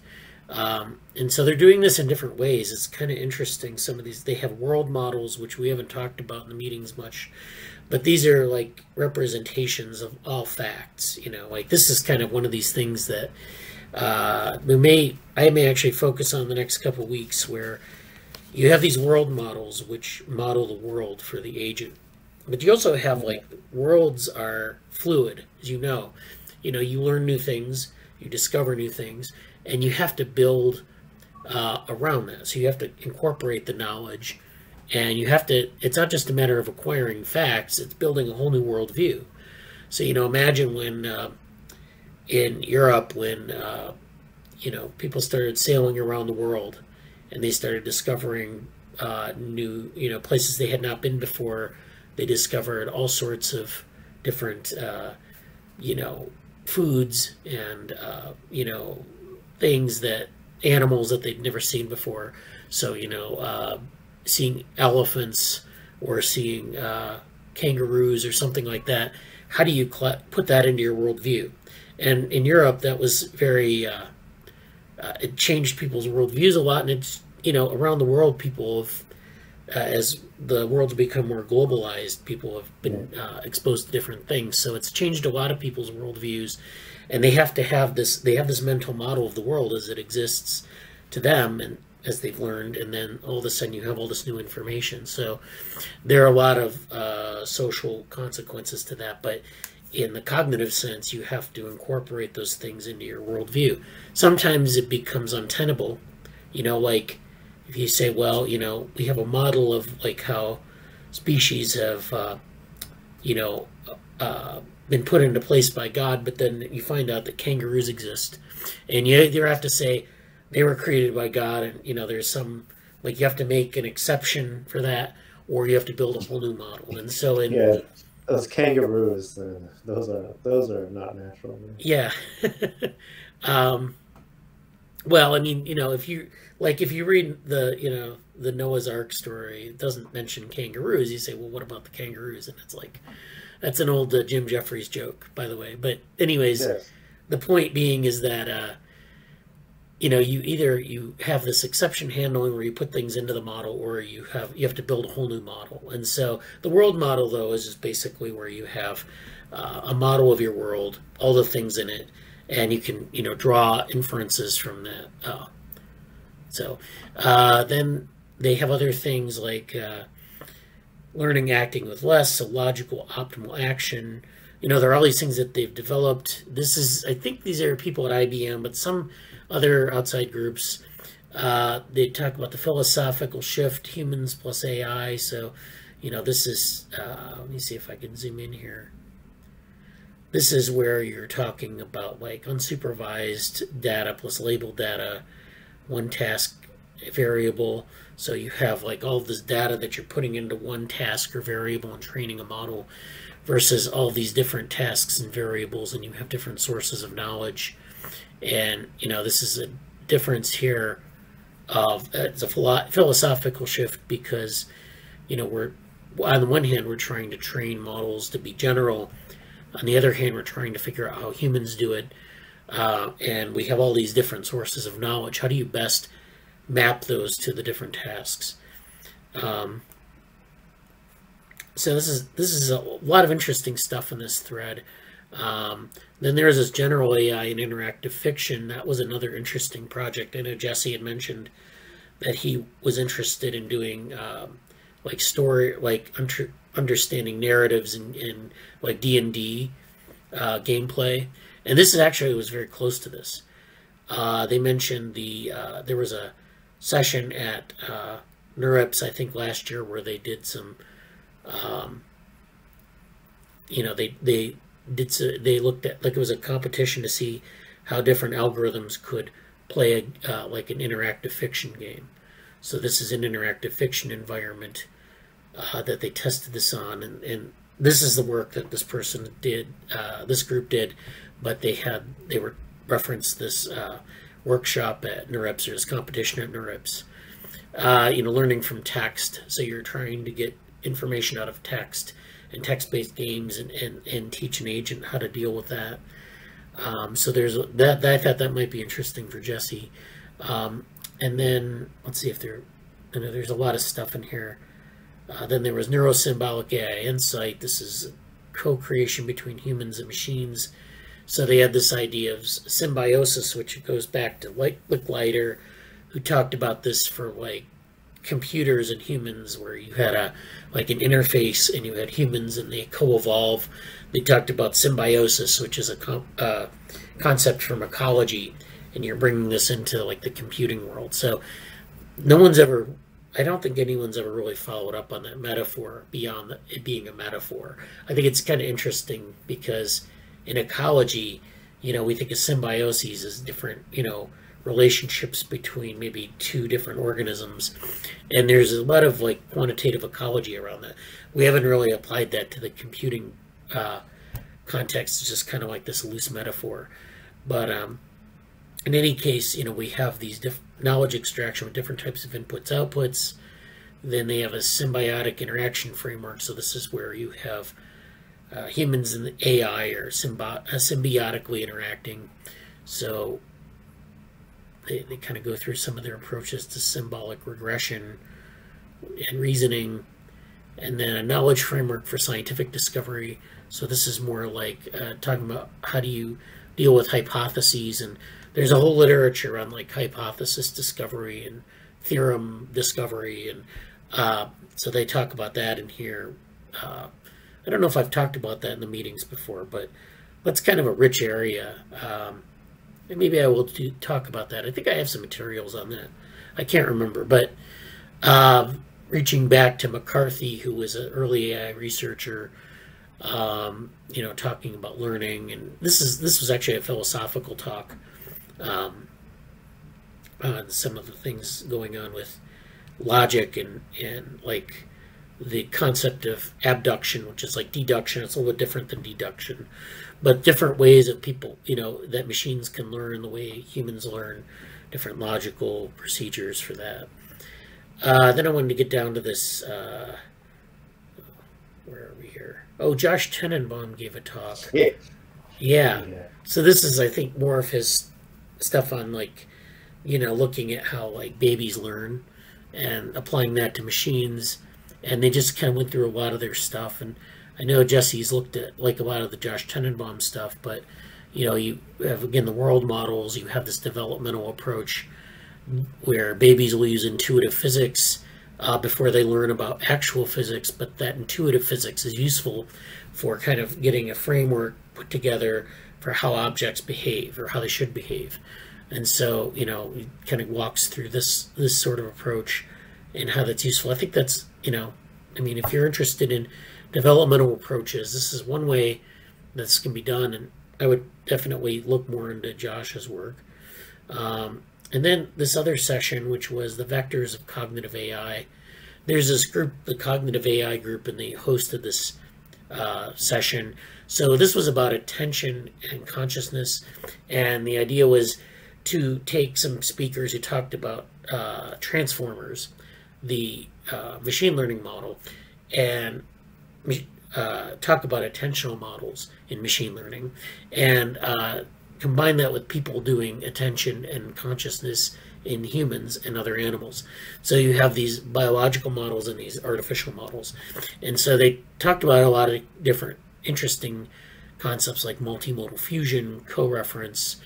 It's where they have these machine learning models that can take apart like different images and like a dog, and saying that, you have a representation of a dog, the word dog, an image of a dog, what the dog interacts with, like if it's interacting with a cat, taking the word cat and linking, like words and parts of speech and sentence components with images.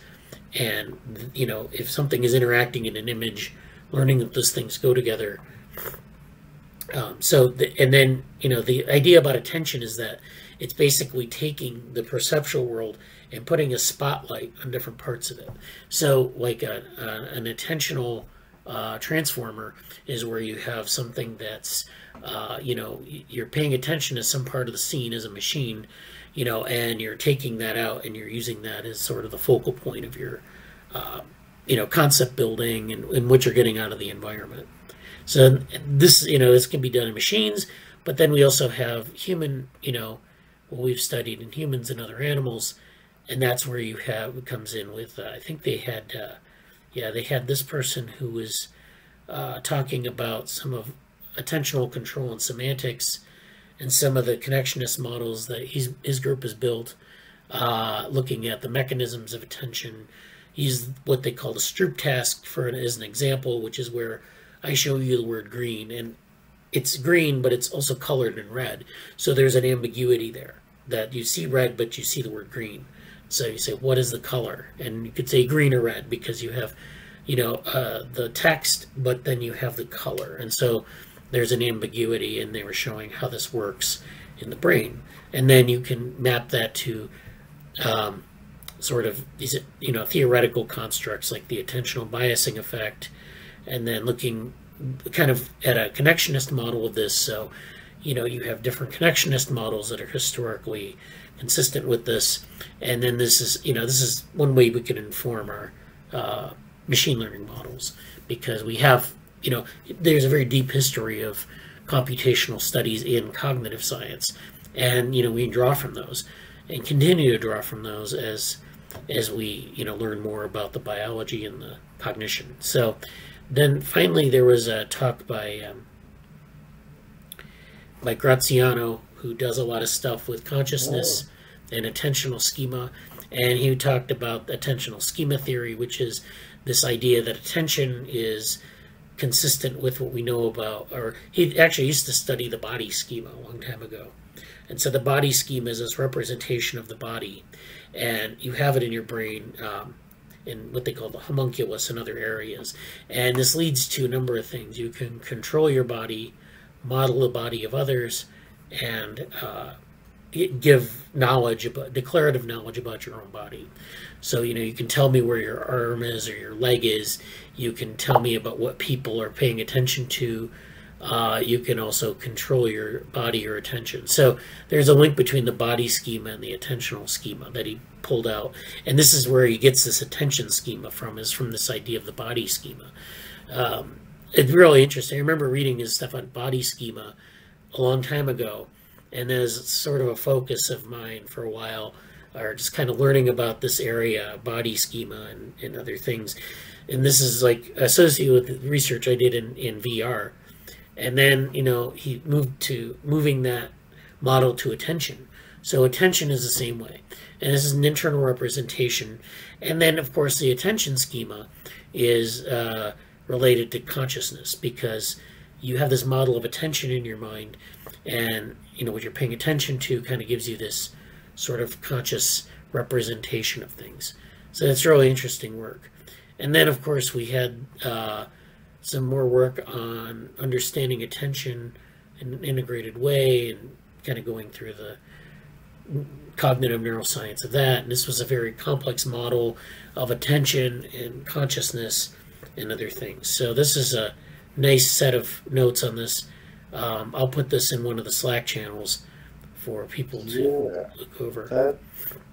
I had no time this week.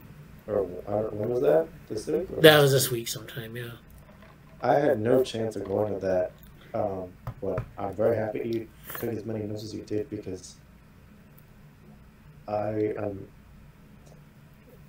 frankly, I'm thinking about how I can put that into my Obsidian thing, because I gotta start.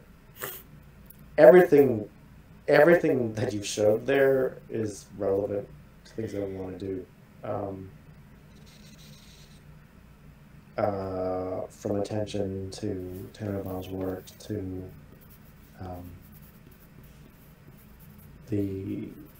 I forgot what the first few things were about, but everything in there was that's even the. I've yet to figure out how to do this, but I wouldn't mind. I don't know if this is a prompt or not, but you said you focused a lot on body schema and such, and how it related to VR in the past for you. I wouldn't mind hearing more about that in the future, specifically, because I'm curious about that too. Yeah, maybe I'll prepare a short presentation on it for next week. I mean, it's mainly like my ideas on it and how, because it's not not explicitly for VR, but like I thought a lot about it for a while, and I know kind of have my own thoughts, and it's kind of influenced what I've done since, but it's not something I really have ever given a presentation on. But yeah, there's a lot of interesting stuff there. So in VR, you know, you have this virtual environment that you're immersed in. Usually you have like a head-mounted display, so you can't necessarily see your body. And like in augmented reality, you can see your body parts. But in a virtual environment, you know, you might have like a controller.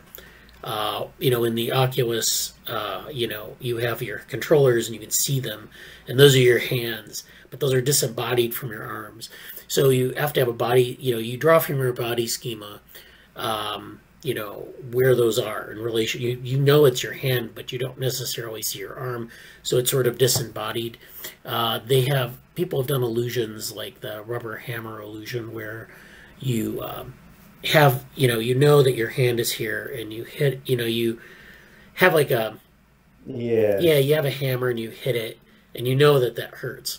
But if you take like a virtual hammer or a rubber hammer and you hit it, you know, you expect it to hurt like it would, you know, like a regular hammer, but actually there's no real sensory input there. So there are all these illusions you can do with your body, and you expect something to happen to it because you have, you know, you've experienced it. But, you know, with a virtual object or with some surrogate object, it isn't the same sensation, but you get that same representation. You know, you draw from that same representation. So I'll do a presentation on that. This is if you have a, I like to make a tangent, but I don't want to interrupt your flow. Oh, that's fine, yeah. One thing that would be extremely fascinating, and this is a link to Avery, and a lot of our discussions have been around. I don't really know if this fits into allostatic kinds or not, but in humans, and I wonder how much it tracks across other like mammals or whatnot. There's a really strong, or at least there can be a very strong, a large amount of variation about how people relate to, like in that specific instance with the mallet and the hammer, or the hammer and your hand or whatever, whatever one's fake or real, like that's kind of an obvious, okay, a human being's paying attention to that. But sort of it's almost like for lack of better terms, the preeminence or weight of I don't know if it's fair to say the body schema or like the sense of proprioception or whatever, like how much a human being is really attentive to that physical capacity for, and also it's kind of related to how well you can model another body. I think that even in the body schema talk, is like how well you can model other people's bodies, like what their schema is, or what their sense of embodiment is, I guess. And I just, that's real, like there's really strong variations about what that is. I happen to be someone who is very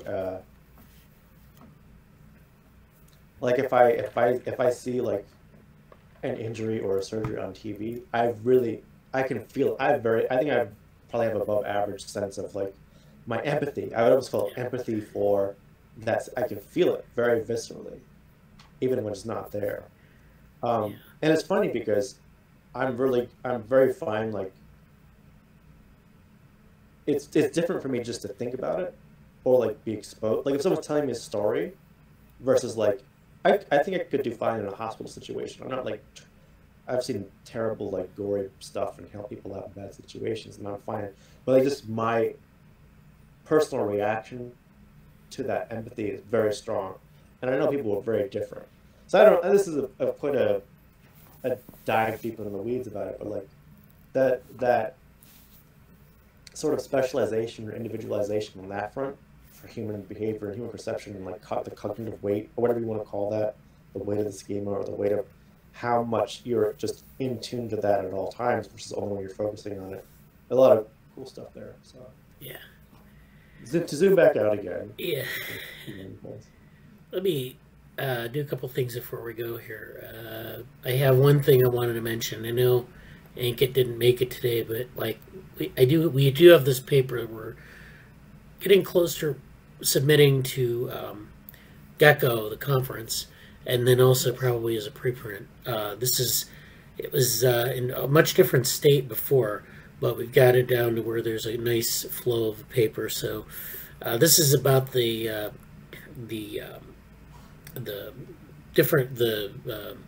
reversing the genetic algorithms so that you can explore local fitness landscapes and local optima. And so this is using the data set, the flight scheduling data set that Ankit presented several weeks ago in the group. And so we've really got this in a good shape, I think, going over some of these things. We have some graphs in here. And, you know, this will be reviewed at Gecko, so it's pretty hard, you know, it's going to be, you know, a hard review. I don't know if we'll make it in, but it doesn't really matter. It's just getting it out there and getting feedback. I think we're gonna do a preprint of this as well, so it'll be out hopefully soon. Yeah, so we have a bunch of tables here, and then we also have some algorithms, and there is some comment he wanted to put the algorithms in the paper, but I don't know if they'll fit, because these are like really long algorithms. Maybe we'll do like one of them. Yeah. But you know, this is like something we'll probably put in an appendix. But you know, this is where we're going with this. I think this is good. So there will be a technical paper, and we talked about doing some things on switching, like a more theoretical paper, but we haven't gotten to that yet. So that's coming out. So we're working on it. Yeah. So I wanted to kind of finish up here with maybe a paper. I'm kind of making a decision in my head right now as where we want to go with this. But maybe I will talk about, I don't want to get too deeply into anything, but there are two papers I found on, I guess I loosely term geometry, space, and cognition. So let's see, the first paper is A Space of Goals, the Cognitive Geometry of Informationally Bound Agents. Then this is by Daniel Polanyi, who works on, you know, biological cybernetics and that sort of thing. Oh, adaptive systems. He's from the workshop. Right? Yeah, yeah, and computational neuroscience, that sort of thing. Yeah, Adam Safford and I, and him and someone else, and you, I don't know, we're on the email chain for a while. Oh yeah, yeah. So Karen Archer is the first author on this. She's from the Adaptive Systems group at Hertfordshire, and I think they do a lot of like A-Life and different types of behavioral simulations. So this is the space we're in here. So traditionally, Euclidean geometry is treated by scientists as an a priori and objective thing. However, when we take the position of an agent, the problem of selecting a best route should also factor into the abilities of the agent, its embodiment, and particularly its cognitive effort. So we just talked about that with Brainenberg Vehicles earlier in the meeting.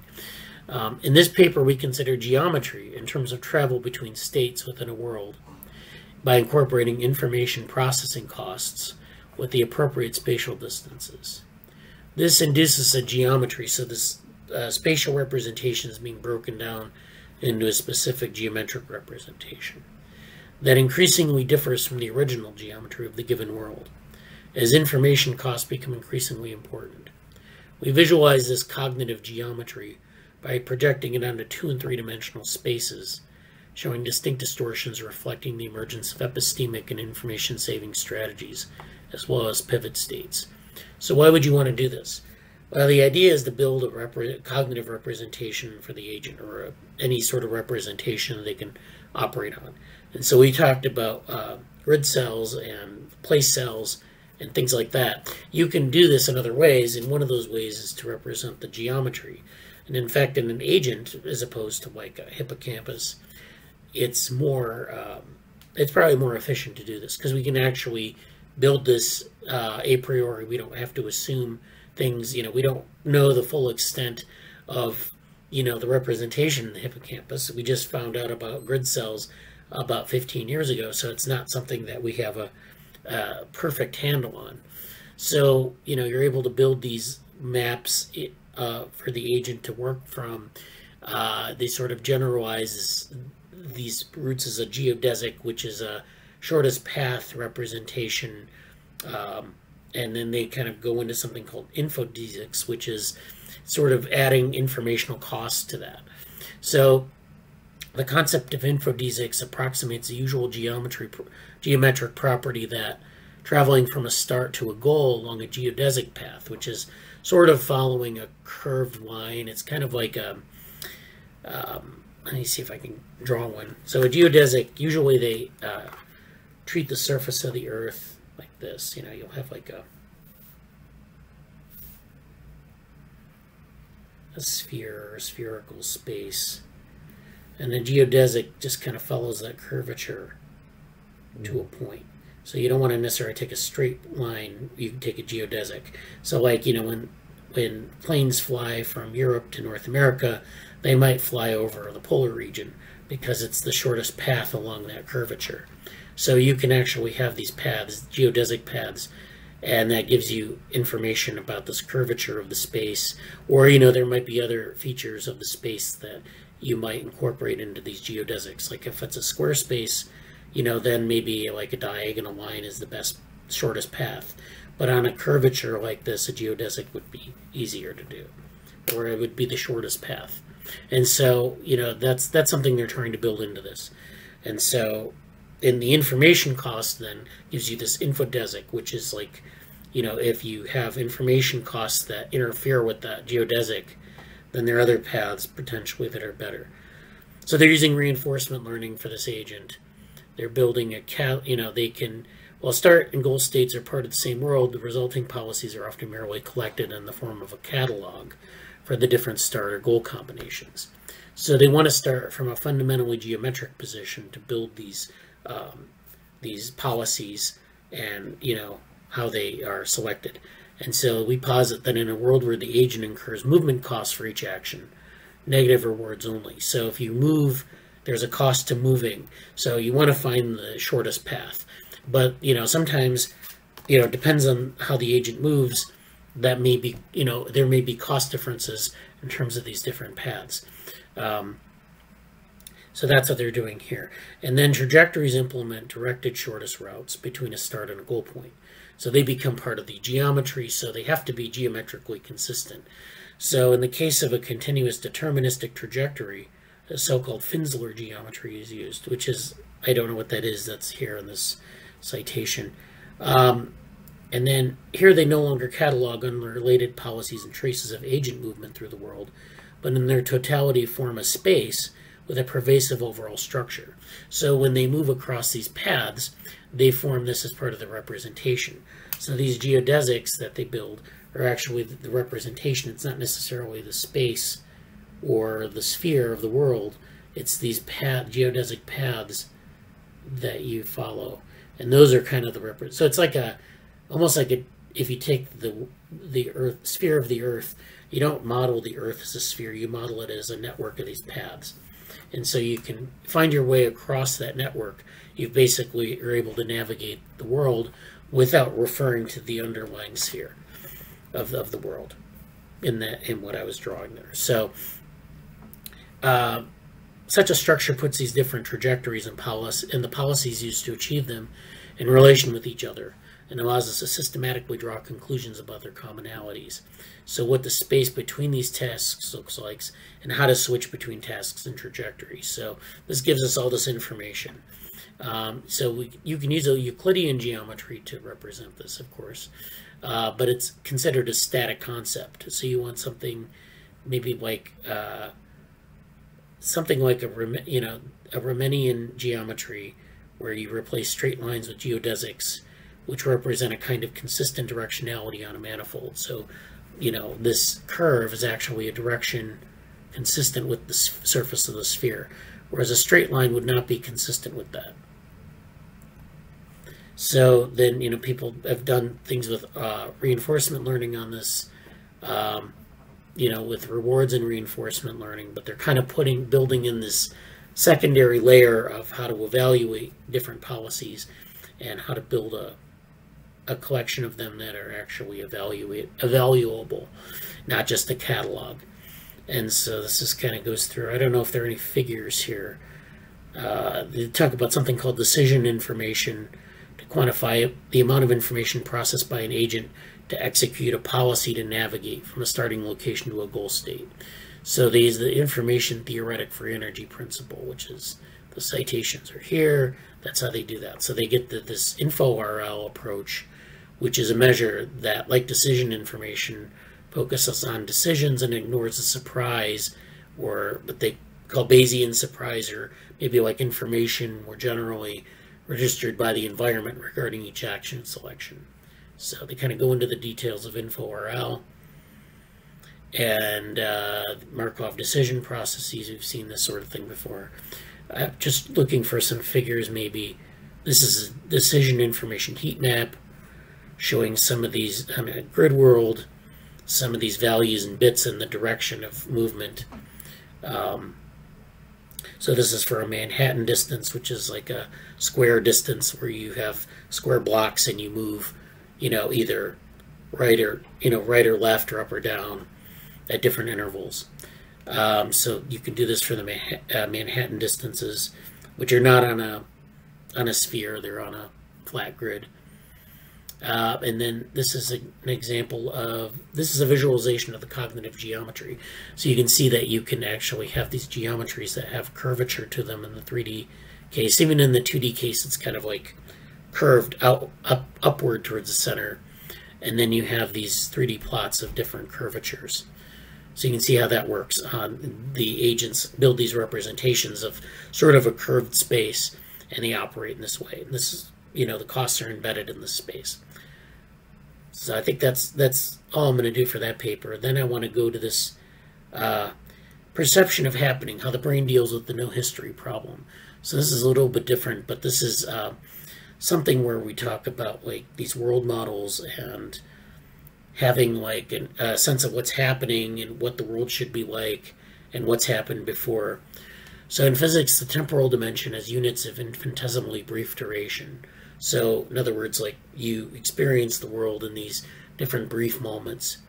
Given this, how is it possible to perceive things such as motion, music, and vibrotactile stimulation that involve extension across many units of time? So what they do here is they come up with this idea of the information construct of happening, a simultaneous representation of recent temporally differentiated perceptual information on the millisecond timescale. So in the information construct of happening, you have time markings, which are semantic labelings of all information, with ordinal temporal information and distance from what is informationally identified as the present moment. So you think about the past and you think about the future, and that has a certain distance from the present. You also have vector informational features that specify kind, direction, and rate of change for every feature in a percept. So you have things that are like maybe far away from one percept or close to a percept, or it's similar, or it changes from one thing to another. And then thirdly, you have connectives, which are information relating vector informational features at adjacent temporal locations. So in other words, you have things that are informationally similar, but you also have things that are temporally similar. And so those can be represented in different ways or understood in different ways by the agent. So this approach integrates products of perceptual processing with recent historical information and sensory memory on the sub-second timescale. Perceptual information about happening in informational sensory memory is encoded in semantic form that preserves these connected semantic trails in timing information. So this is a nice paper, I think, in the sense of like what we were thinking about with Gibsonian information, that you have this active or this active perception, you have this flow of information coming in to the nervous system, and you have to operate on that somehow. You have to build a representation. You have a world that you inhabit in the present. Your world model is in the present. But what about the worlds of the past or the worlds of the future? Those are going to change significantly. And so in an agent, they're going to imagine all these things and have to make a connection between the past and the present, or the present and the future, and the world, of course, is going to change. So how do you represent that? And so this is just what they call the no history problem, which is really just, if you have a world model that's in the present, there's no history to that. You have to build the history in separately. And so this is what they're kind of talking about with these time scales and different time points. But I think it's, it's something we didn't really hit on very explicitly in the Gibsonian information work up to this point. So I think that might be a good way to think about these things. I think we might work on a paper for A-Life this year that involves our developmental embodied agents and how they might deal with these sorts of timescales. If they're doing things in the present or the future. I'm still working on the details, but I'll share it with you when I'm getting close to sharing it. So I'm done with my stuff, and I just don't know if you have any questions. I think we're over a bit, so I want to. Yeah, those are very interesting papers. I want to look at them.